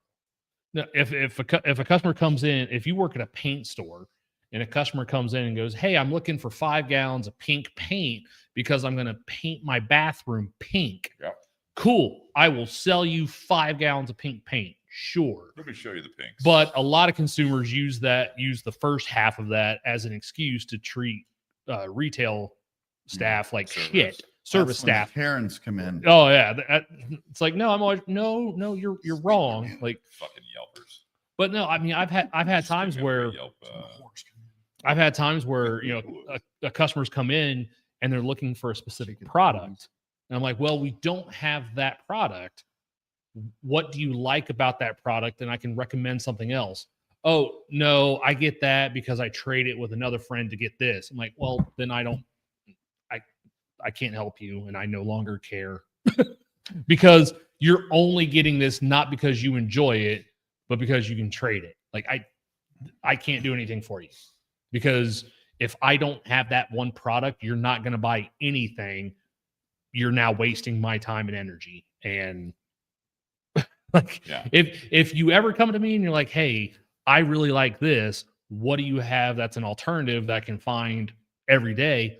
Awesome. That's the kind of customer I love because that's a customer who is open to trying something else and possibly finding something that they like better. Sure. But if they're just pigeonholed into just this one particular product and that's all they care about, like I can only help you so much. Yeah. After that, It's like a yes or no. Do you have it? No. Kristen says, choose people that choose you. ooh, Ray then responded with, you can't live your life like that. And then Ray says, sometimes you have to reach out, be the bridge. And then Kristen responded, how so? As we wait for Ray's response, I'm going to chime in on that, is that I agree with Kristen based on, I think, on how she might be utilizing that phrase is, it's not like sit back and wait for someone to be like, do you want to be my friend? It's What's your favorite color? Yeah. I ride the same bus. What's your sign? No, it's, I think at a certain point, the choose people that choose you is you can't, again, there is that scale, right? Scale of like, you continue to work on that relationship. But at some point, if they stop choosing you, you let them do that. But then you need to back away. You need to back away. So yeah, you can try to be the friend. You can try to do try to reach out. And then if it that was what I was saying earlier, I think, is where, if you keep trying to do that at a certain point, if you stop being the bigger person or you stop treating others like you want to be treated, what does that look like? What does that relationship look like if you stop doing that? There have been a lot of friends, even in my life, over the last 5-10 years, where it's like it was a great friendship of proximity or habits. And yes, Ray, I agree with Kristen. I also agree with you, but I think you guys are not really. Yeah, you can't just choose people to choose you. I that's why I'm trying to explain it. I don't think it's just sit there and you can see like, I'm going to wait for someone to choose me first. There wasn't a first there. I think it's more of an idea of, again, you can't keep working on a relationship with someone Who doesn't give back. Or only gives back when it's convenient for them. Mm-hmm. Someone calls you out of the blue. Hey, how's it going? Hey, can you help me with, Yeah. Can I borrow money? Yeah. It's okay to say no. Yeah. Or if they give you, like if they don't agree with the way your life's going because you're in a different spot as they are, right? Mm-hmm. If you stop going out to the bar and, drinking and all that stuff, and you're like, hey, you want to come over? Like, nah, I'm good. And you're like, oh, okay. But I'll be up at the bar, on Thursday. Oh, okay. Yeah, I'm busy Thursday. And then you keep trying to be like, hey, you want to get together? Like, I'm not. And they're like, well, I'll be up at the bar at this time. And you're like, so we're bar friends. I totally misread this, but now it makes sense. I had several of those. I don't have any of those. But it's also as life goes on, though, like the friends that have kids, then they, life gets in the way. Friends through that. I mean, it's like it's and even like Kristen and I right now, it's like kind of on the same topic where it's like we're now, she's late 30s, I'm mid 40s. We don't have kids, aren't planning on it. The friend group changes. The dynamics change as some people have kids, or then we have older friends. The kids will grow up and out of the house and stuff like that, where we're kind of in a little bit of a limbo there, honestly, that we've both had to kind of be like, kind of done reaching out for a while. Not testing people, but it's like, if people want to reach out to us, great. Yeah, once you've established that people want to host stuff, great. If people want to invite us to stuff, great. And we've hung out with certain friends more often because they, even though they're like in different life, I'm thinking of two particular friends of mine that they're now couple friends, is that we all realize that it's like, hey, in 5 Fridays from now, we're all free. Because you go back and forth, hey, let's get dinner together. Let's go do this. You know what I mean? And then it's like, okay, that works. And we put it on the calendar. We go see them, have a great time. Mm-hmm. And then it's like, all right, when's the next time we get together between your kids and your kid? And Yeah. our schedules with work and everything. Like we're not like just sitting here because we don't have kids, but there's a lot of people that just are doing it from a convenience standpoint. And it's like, that's even more of a, I would say, not as serious, but it can turn into that in your life where, hey, like, what do you guys want to do? Like, we're trying to plan something. They're like, we'll see what's going on. And then it's like, they're the people that are like, hey, what are you doing in an hour? Do you want to go do something? It's like, no, I can't do anything. And time goes on because the scheduling of all of that and the fly by the seat of your pants people, it's like, well, if I contact you an hour before, hey, do you want to go to this? It's like, no, I actually have to work. It's like, oh, it's too bad. Well, now I won't see you for a while. But you really have to put more work in that way, in my opinion. Yeah. I think it also goes to like, there's going to be relationships too with friends that like you may not speak to them for like 5-6 months, but you pick up from where you left off because you know that there's unforeseen circumstances that keep them from being, for both parties to be able to get together. But, you know, it's one thing if they keep blowing you off. Like, no. Whether or not it's intentional or not. Yeah. And it's like, you know, we have a mutual friend. I'm not gonna say a name, but it's like he has a lot of shit going on in his life. But I ask him at least once or twice a week when the weather's good to come over for cigar or bourbon. But what I love about him, and he's like, thank you for asking. I appreciate you reaching out. I definitely want to do it. It's just now's good. And for me, that's okay. Yeah. I totally get it. Yeah. You know, like, you know where I live, you know, where, you know, you have my number and, you know, reach out, but I'm going to continue to. And then he's like, great, please do. Because he doesn't even know day by day what the fuck's going to happen in his life. So I think that's a good friend. It's a great example. Yeah. But there are people that are like, you know, if you've made multiple efforts and they're just like, nah, like there's no like, because there's a way to respond to that. Hey, listen, dude, I'm getting my ass kicked. Lately it's been so crazy with my family. I definitely want to get together. I just, right now it's hard for me to plan anything. Yeah. Cool. But if it's like just, you know immediately if they're going to blow you off. Fuck them. They're not your real friends then. Or they flip it around on you when you ask them, hey, like I know who you're talking about. Hey, you want to come over for this? Like, no, sorry, man. And even if they're nice, you know, no, I can't do it.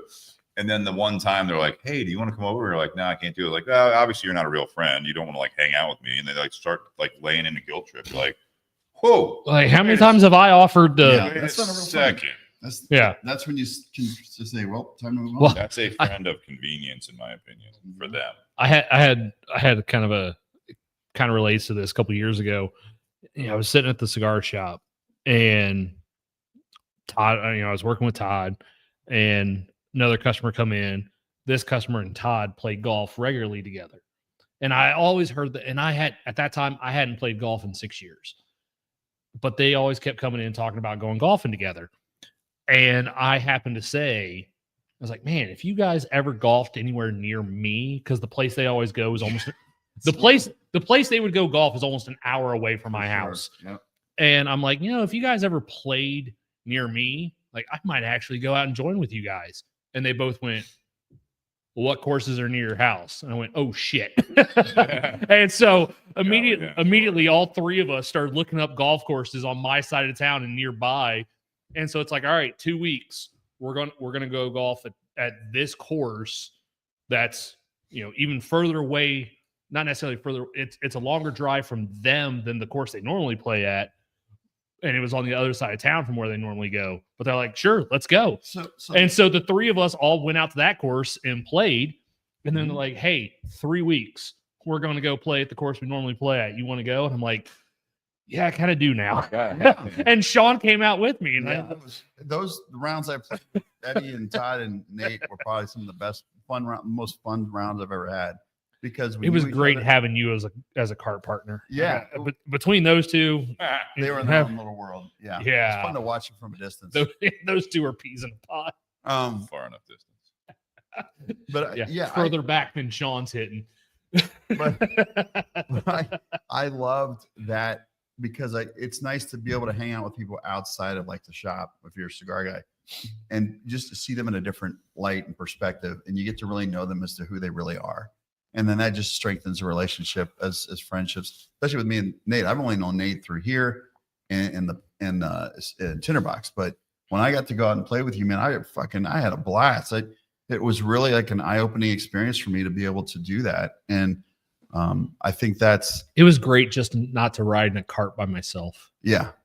Or have to ride with one of the other. Nope. No, I know what you mean. Yep. You started and I put it all together. I'm gonna stop there. But they ain't watching. yeah, This. but there's and one thing too is like, you do get annoyed when people reach out to you that haven't reached out to you in a while because they need something, and it is a little annoying. But it also depends on that relationship you have. If you haven't seen them in a while, but it's one of those friends that are with you, you can pick up from where you left off. I don't have a problem doing that because there's going to be a day where I may have to reach out to a friend that I'm in need of something, but I'm going to preface it with, hey, listen, I know we haven't talked in a while. I'm struggling with something. If you could help me, great. If not, I totally get it. I hate to be that person to do it, but I'm kind of in a bind. Yeah. And then that at least gives them an out, and to know that they're admitting this is why I'm doing it and not just showing up and, hey, can I borrow $20? It's more of a, hey, I'm struggling with something. If you're more communicative with that friend and just be upfront with them, I think that's going to really determine whether or not they're a real friend or not. So I don't know. No, I think that's a good point. Mm-hmm. I really do. I think I brought up this topic because I wouldn't say I'm necessarily at that point, but there have been times in recent times, I'll just leave it open like that, Mm-hmm. where it's kind of a gut check sometimes when you start to think / possibly realize that, try to put this in a different way, it is a aha realization moment sometimes that sometimes it's not just convenience. It literally is just like people don't really think about you as much as you think you'd want to be thought about when it comes to stuff. Or as much as you think about them. Certainly that too, yeah.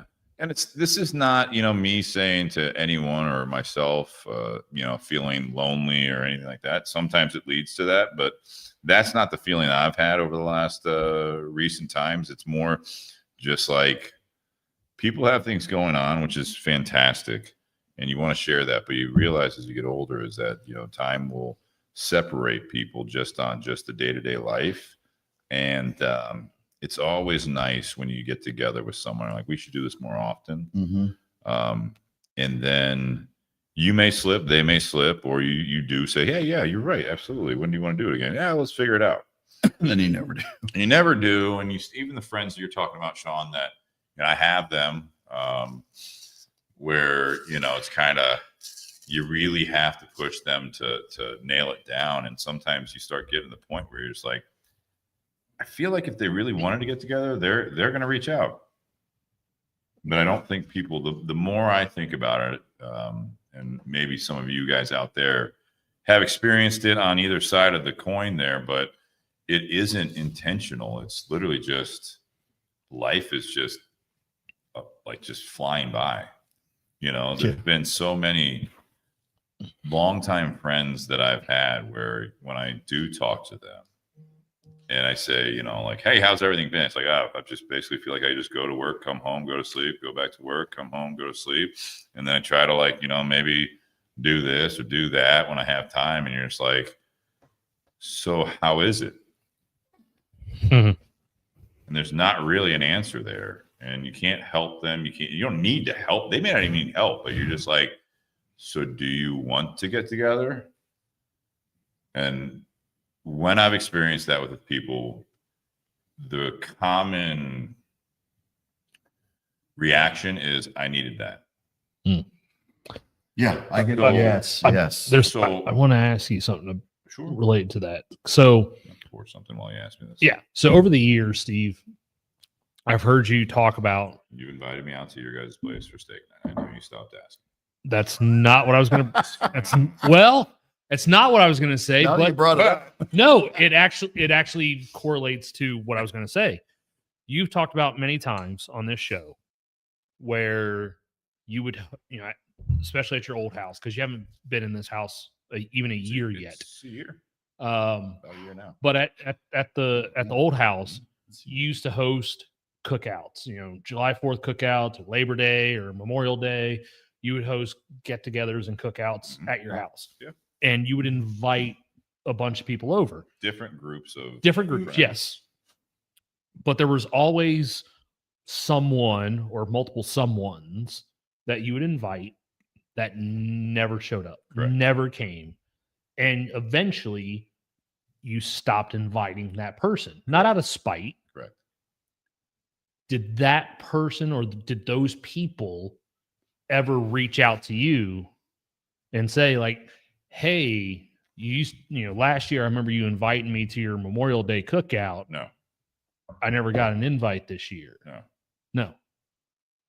One of those friends that you're talking about, I don't even know who you were talking about because you were always very kept to yourself and cryptic about it. So one of those friends was on the maybe list for the wedding, and had a lot going on in their life, and that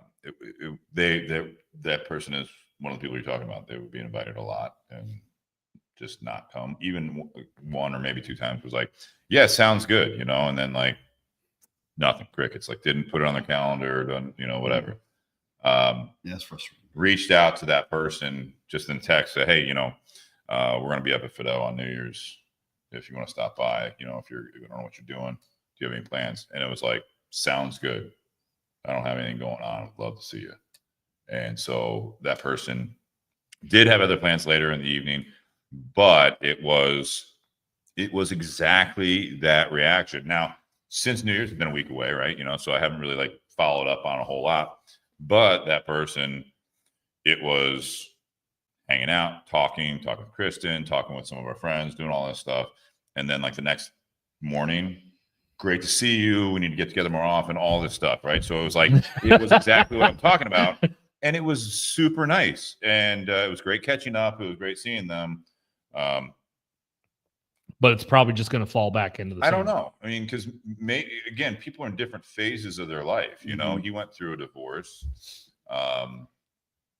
and job change and all these things. So it was like different life things where I was going through different, phases of my life. So maybe it wasn't intentional. Maybe it was intentional because not necessarily knowing how he fit in that friendship. You know what I mean? I don't know. Who knows what people go through, Mm-hmm. And he never said anything, but it's like, maybe he didn't want to show up as the now single person that was married and was, we've known each other. That is exactly what I'm talking about. Those are some of the people that will invite to stuff and they're like, yeah, it sounds good. And they never show up. And you're just like, okay. And then there's people that like just kind of you drifted away from. And I don't necessarily invite them to stuff like Super Bowl's coming up. And I've had some people that have come to a Super Bowl party before. And it's like, it's not like out of ill will, but between Super Bowls, I have not been invited to one thing on the reciprocal side. Yeah. So house is only so much room. You know what I mean? Like if you ask, hey, you hosting a Super Bowl party? I might be like, yeah, come on by. They're like, yeah, absolutely, we are. Like you come to the last several, whatever it might be. But yeah, that's a big part of it. Is that it's not always like out of spite or negativity where it's treat others like they treat you, but it's kind of like I'm not going to invite you anymore. I've done what I can. I've tried.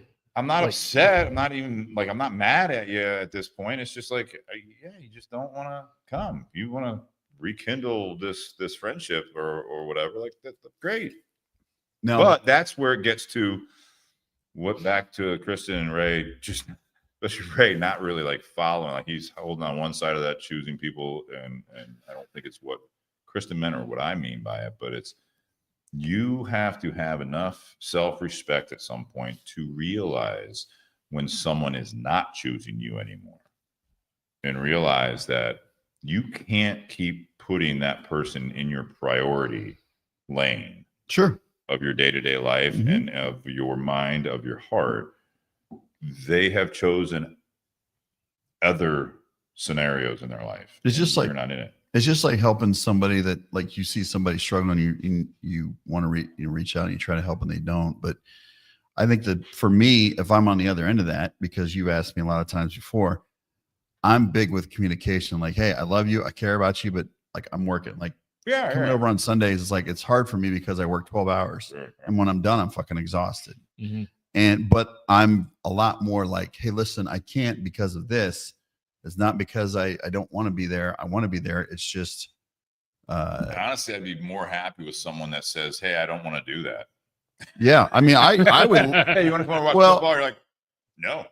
But that sounds like my friend Big Rob. Sorry, real quick. Yeah, Big Rob. He's like, it's been a while, but he's like, hey, like I guess like Sunday we're gonna be watching F1 at my house. And I'm like, cool. I will let you know. I don't think I'm gonna do that. Yes, I'm just like, because you're not an F1 guy. I'm not, and it's like I want to see you, but it's like you guys are gonna be like geeking out about like pit stops and stuff. I'm like, can I smoke a cigar in your house? Like, no. Okay, cool. Yeah. No, and there's things that aren't gonna. I don't give a shit about football, and in most years I still show up at your Super Bowl party. Go ahead, sir. No, the one kind of thing that really stands out to me with you as a friend is I was so excited and so glad that I was able to come to your wedding in Punta Cana. That still has a huge impact on my life, even after almost 6 months from now. And to be a part of that. That was great. And to be able to find the time and the funds and to be able to like really enjoy every second of it. Like I couldn't tell you the last time I've been on a trip and been that happy and had that much fun. And it just is exactly what I needed. But I felt a closeness to both you and everybody that was there. Like I met like all Kristen's friends and we developed a strong relationship because of it. Yeah. So not only was I there to be able to celebrate with you, but to be a part of people that I've only known as hey, what's up? Now we're like, I'm able to like, when I see them, it's a hug. It's like, hey, we shared something together. Sure. Intimately. I love that. I still think one of the funniest parts about that trip was we're all, everyone that was there. So good. Everyone that was there. Everyone that was there is not necessarily friends with everybody. Like Big Rob's not necessarily friends with all of Kristen's friends. Neither am I. Like I've been to a couple of your get-togethers at the old house and seen and met a lot of Kristen's friends.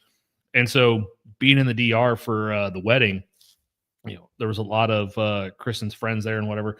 And there was that one, I can't remember her name. There was the one single lady that went to the pool bar, and then the one guy like swam up and started, and every single one of the guys that was over with the group were all sitting there looking, going, all right, we're getting ready to go beat someone's ass. Like every single one of us was over there and we're like, all right, here we go. If she gives a sign, we're all swimming over to the pool bar and beating the shit out of this guy. I love that girl. And I got father protection mode. Like, I was like, that's our girl, man. We were all ready to whoop some ass. Yeah. And you can never duplicate that stuff, I know. Yeah. I mean, well, obviously, protecting a friend, but yes. Just being there. Trips like that. Yeah. I think it's, that's a great point to add on to this as we kind of, round out the evening here, and we can do closing remarks, but sometimes it is also treating yourself, because you talk, both of you guys talk very, very fondly of that trip. And it wasn't for everyone, Nate, you and Jess, when it's like, hey, what are you guys going to do for your vacation? You're going to do an all-inclusive and on a beach? And I'm sure like you and Jess be like, absolutely not. Like, why would we ever do that? It's like you come down there and you have your own experience, and then you have a shared experience. Yeah. And Kristen and I know that we'll never be able to duplicate that experience with those particular people. That's what makes me so sad about it. No, and it's like it's one of those things that with given factors lining up, it takes a lot of effort, like, because there's some people that want all new experiences, and there's some people that you can't duplicate the super highs, right? You can never go back. It's like, you can never go back to college, right? It was the greatest days of my life. It was not for me, but Yeah, it wasn't for me either. But you know what I mean? Like, I don't want to go back. Like that wedding, we could go back to the same resort, get half the people there, and we would have a great time. It would never be the same. It probably would never be as good. We'd have new memories. We'd have a lot of good times. But you can't duplicate things. So it is, I think, the effort on treat others like they treat you, or treat others like you want to be treated. That sometimes goes into those types of things. It's just time spent together. No matter what you're doing, where you're going, but it is reaching out to that person. Sean, you were talking about it where, you made great friendships and relationships with people that were there that you would have never met, which is how a lot of life experiences happen like that, right? You meet people. And sometimes they're lifelong friendships.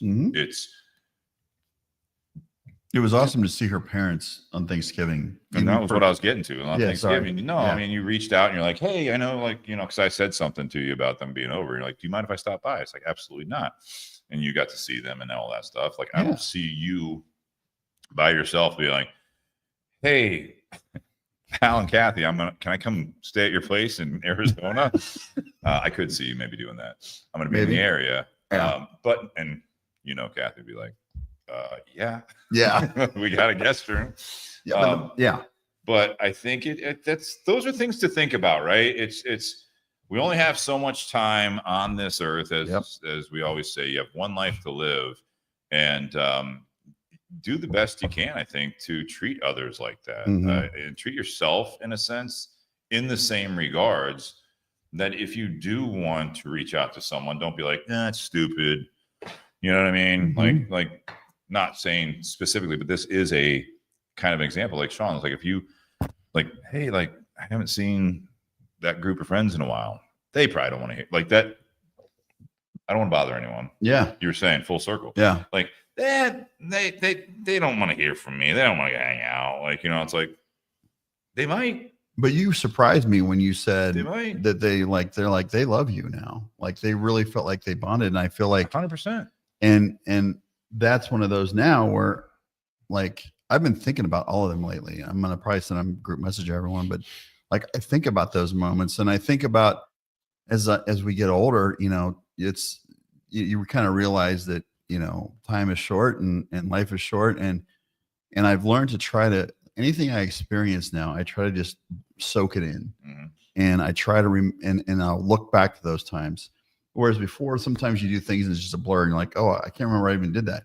Like that particular trip, I will never forget that as long as I live, because I feel like we as friends bonded even more.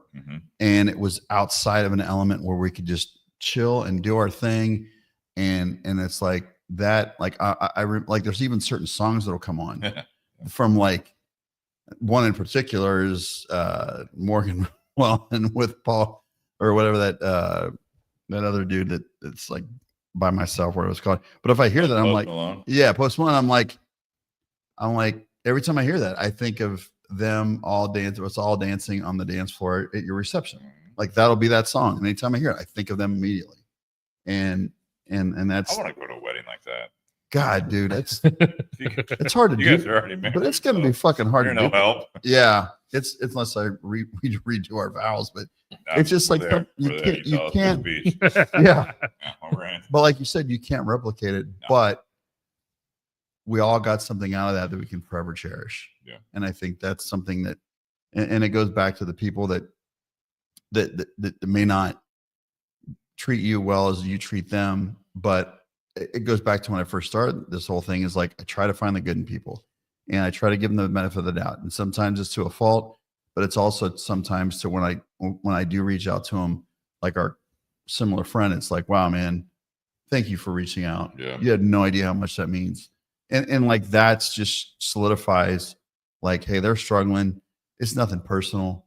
It's, and I think we know well enough to see when it's like they're genuinely thankful and appreciate you as a friend. Yeah. Where other people may say like, yeah, let's just get together again. And it's like, okay, they're not into it.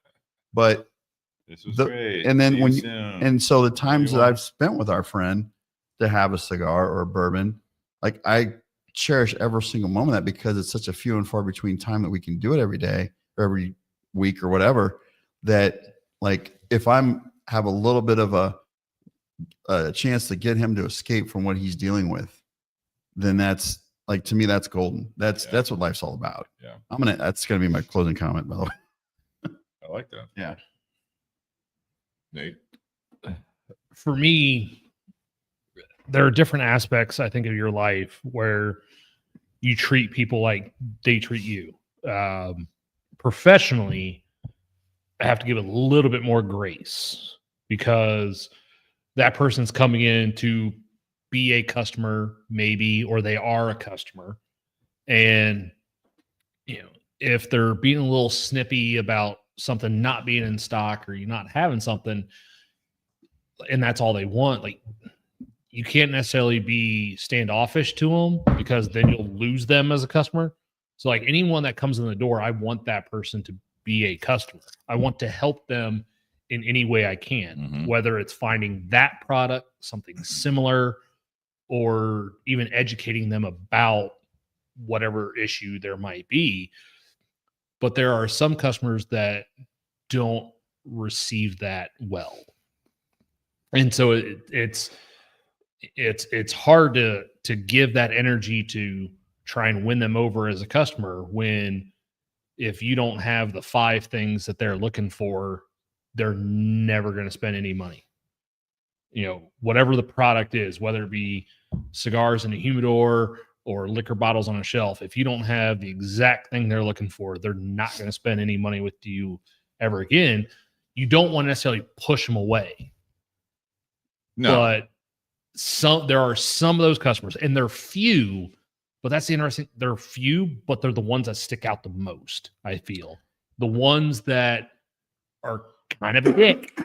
And I've had those times where I've had those customers that are a little snippy, and it's like, oh, you want to be snippy with me? I'm going to give it right back. And then say kill them with kindness. And then there's kind of a dynamic. It's like approach. Well, fuck me, fuck you. All right, yeah.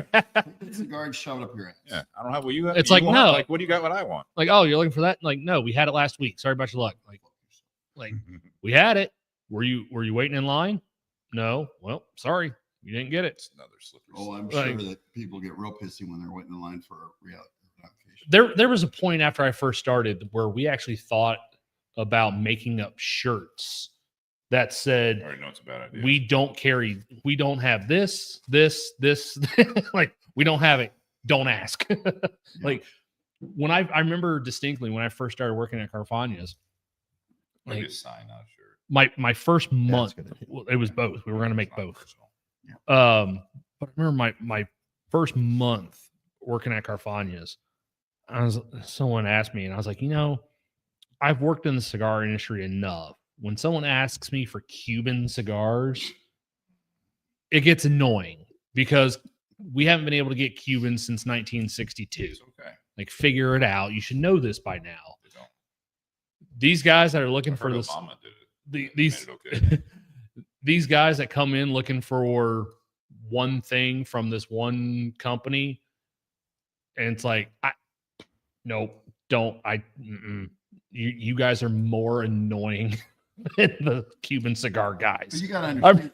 I remember that saying my first week, like, holy shit, if I get asked for Blanton's one more time, I'm gonna lose my shit.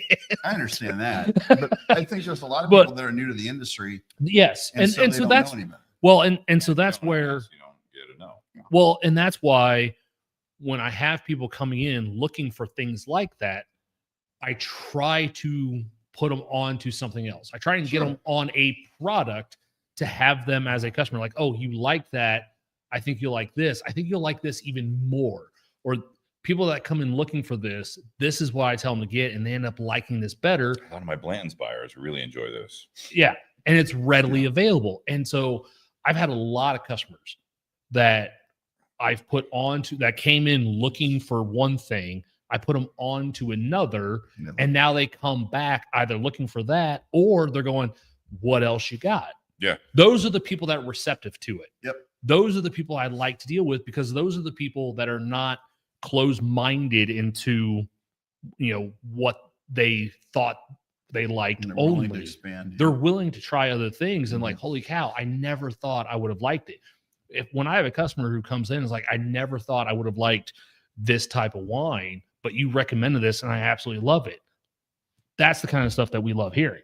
If we get a customer that comes in a cigar shop, like, I only used to like mild cigars, and you guys put me on to, the BS Gold, medium body, all Plasencia. And it's like, I really like the cigar. What else you got? Like, I want to try some other things. What else do they make? Like, what else do you have that I might like? Like, those are the people you enjoy because you've made an impact. Yep. Like, those people are open to being helped, and like they realize you're trying to provide a service to them. It's the people that are closed-minded to that service that you could have 100 customers that you help out and you put them onto something and they have a great experience. And then you can have that one ass that just ruins the whole day. Well, and now it's set. Their mind's made up. You can't change it. And now, because you have that bad experience, it can leach into the next interaction you have with a customer, because it just carries over. That's the challenge. And that's the only one you think about. And you have to reset yourself sometimes. Like, all right, the next time someone comes in looking for this, I can't sit there and go, oh, this person is just like that. No, they might be that next person open. Same thing with friendships or relationships. Like, just because you had a bad experience with this one person doesn't mean you can't have a positive experience with the next opportunity. Right. No, I like that. You've got, and I think what's good to try to do, because it's easy, I think it's a defense mechanism for people to focus on the negative and focus on that one person out of 100. I think it's a psychological, biological, whatever nature in our lives to focus on the negative, even though there's one negative out of 100, because it alters kind of like everything. I read where it's like, it's a natural thing to do, but if you can break that habit and say, okay, you're a dick, but the next customer could be somebody that could really be willing to try, because you can, I'm sure you can tell. Some guys will walk in and they know what they're you got any blames, anything reallocated? And if they're like, no, then they walk out. Well, it comes out on Saturday. Yeah, but you know that they're like, they do this, and it's a very common thing. Like, I'll sometimes go in and say, hey, like if I go to certain like Kroger by our house, I know behind the register there's a little shelf where they put leftover reallocation, so I can just look. But it doesn't hurt. And but you know what I do? I still look for something I maybe never seen before, and like, oh shit, looks interesting. I'll try that. And it's on them. Well, that's what I was going to ask. Like, if you don't see what you're looking for, do you buy anything else? If something like jumps out, yeah. And it's not because you're open to it. Yeah. I'm never like, plans? No, later. Like, because you never know a new product could come out that you've never seen before. And usually when I do that, I text you both and take a picture and go, hey, you guys ever heard this before? Oh, I love it when you do that. And so like usually you come back with, yes, it's not that great. Oh yeah, that's a great buy. And I see it later. I'm like, oh, Nate already responded. Yeah. I was on it. It's nice to have these two when I need a question answered when that shit comes up. Let me chime in on that to round it all out here. Is that I feel like with the topic of treating others different ways, and what you guys were talking about there is like your customer interactions, is that as much of a high as you get from it, you take the good more often than not for granted in every aspect of life. You really do. It's part of the euphoria. It's part of the high. It's part of everything. You're riding that wave of a great experience or a great relationship or great job. And it's not intentional, I don't think. I don't believe that. I feel as though it's just you are at a certain level of high/peace that is where the taking it for granted mentality comes from. It just does. I mean, you just feel that way. It's like, man, this is great. You don't say enough sometimes, like, I really have to cherish this moment. I really have to hold on to this and make sure to the best of my ability that I'm going to like not let this go bad. With those quick interactions that you're talking about, and then even the long-term interactions, the negativity or the negative experiences in your life, the heartbreak, whether it be a broken sale or broken heart. Mm-hmm. That's what sticks with you. That's why people leave negative reviews way more often than they leave positive reviews. We had that as a topic years ago. We did. And I feel as though that whole back and forth, the balance between the treating others like you want to be treated versus treating others like they treat you, it's a lot. It's actually, in my opinion, a lot easier to treat others like you want to be treated. That golden rule is something that's so ingrained, and you want to be that bigger person most of the time. Yep. Treating others like they treat you, for the most part, you might be in a bad mindset, and that just comes naturally at that moment, however long that moment lasts.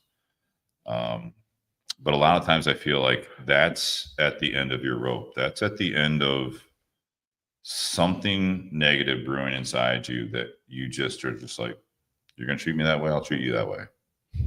On a good day, I'm going to kill you with kindness. I'm going to try to make the situation better. I'm going to try to solve the problems you don't even know you have. But treating others the way they treat you, I've had enough. I'm done. I'm going to treat you the way you're treating me. And I don't think that that's not always unjustified, as long as you keep yourself on that golden road of that. You know, you kind of bat yourself back on that path of being like, all right, no, I need to not treat others unjustifiably well, but I'm also going to keep that boundary that Tim Dodge spoke about earlier in the comments, and what Kristen said, you choose who choose you. At some point, that's the way you handle it. You don't necessarily treat them the way they're treating you. You don't have to go to that level if it's a negative thing. You don't have to stoop to that level. You also don't have to be the bigger person. You can just kind of,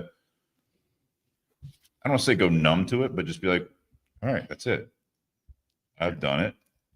This person, this customer in your situation, I can't make them happy. So I'm done trying. Thank you so much. I'm sorry we don't have that. You know what I mean? You're absolutely right. It would be great if I had plants on the shelf all the time. You don't want to say, but if I did, you wouldn't want it. Like, that's what you want to say.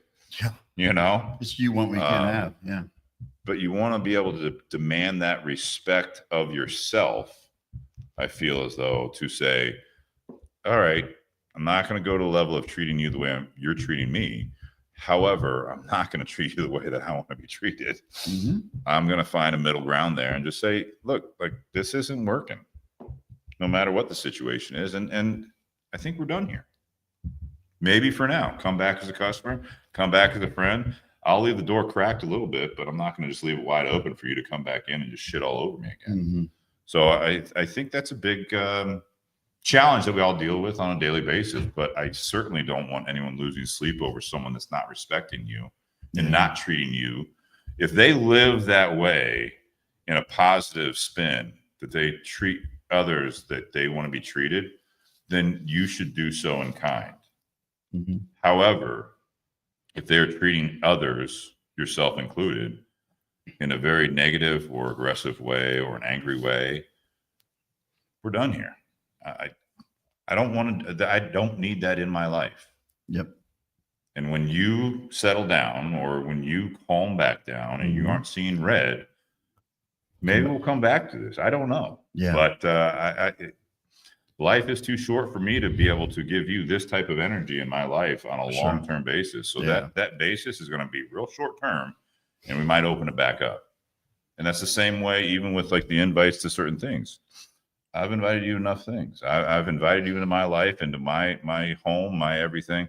If you aren't interested, okay, I'm okay with that. I wish you felt differently, but I'm also not going to keep choosing you if you're not going to choose me as a person. If it's a one-time thing, and like my counselor had a good point. She's like, when you get upset at people in cars, it's like, you don't know what they're going through right now. They could be struggling. They could be on the verge of just giving up on life, and like you reacting and flipping them off you could be the person that sends them over the edge.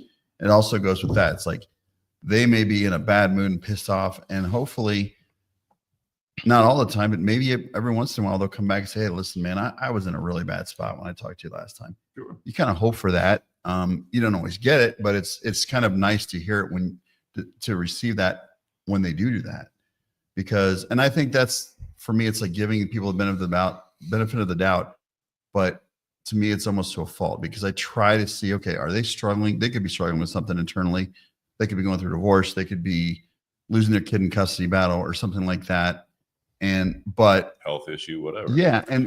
But again, I think it's to a point, and I think you've reached that point and beyond. and I respect that. I totally respect that. Yeah. So with that, guys, take care of yourselves so you can take care of others. I've always believed that, and I've really worked on it the best I can. Make sure that you are in a point where you can do that, treat others like you want to be treated, right? Mm-hmm. But if you're not being treated appropriately, then you're not going to be in that place. So happy Whiskey Wednesday. Welcome to the 2026 year of Bourbon BS podcast. Speaking of friends, Shannon Chapman, he just logged on. I love you, brother. I miss you. Hope to see you soon. We all miss him. That's right. Do a remote one. Cheers, boys. Cheers, boys.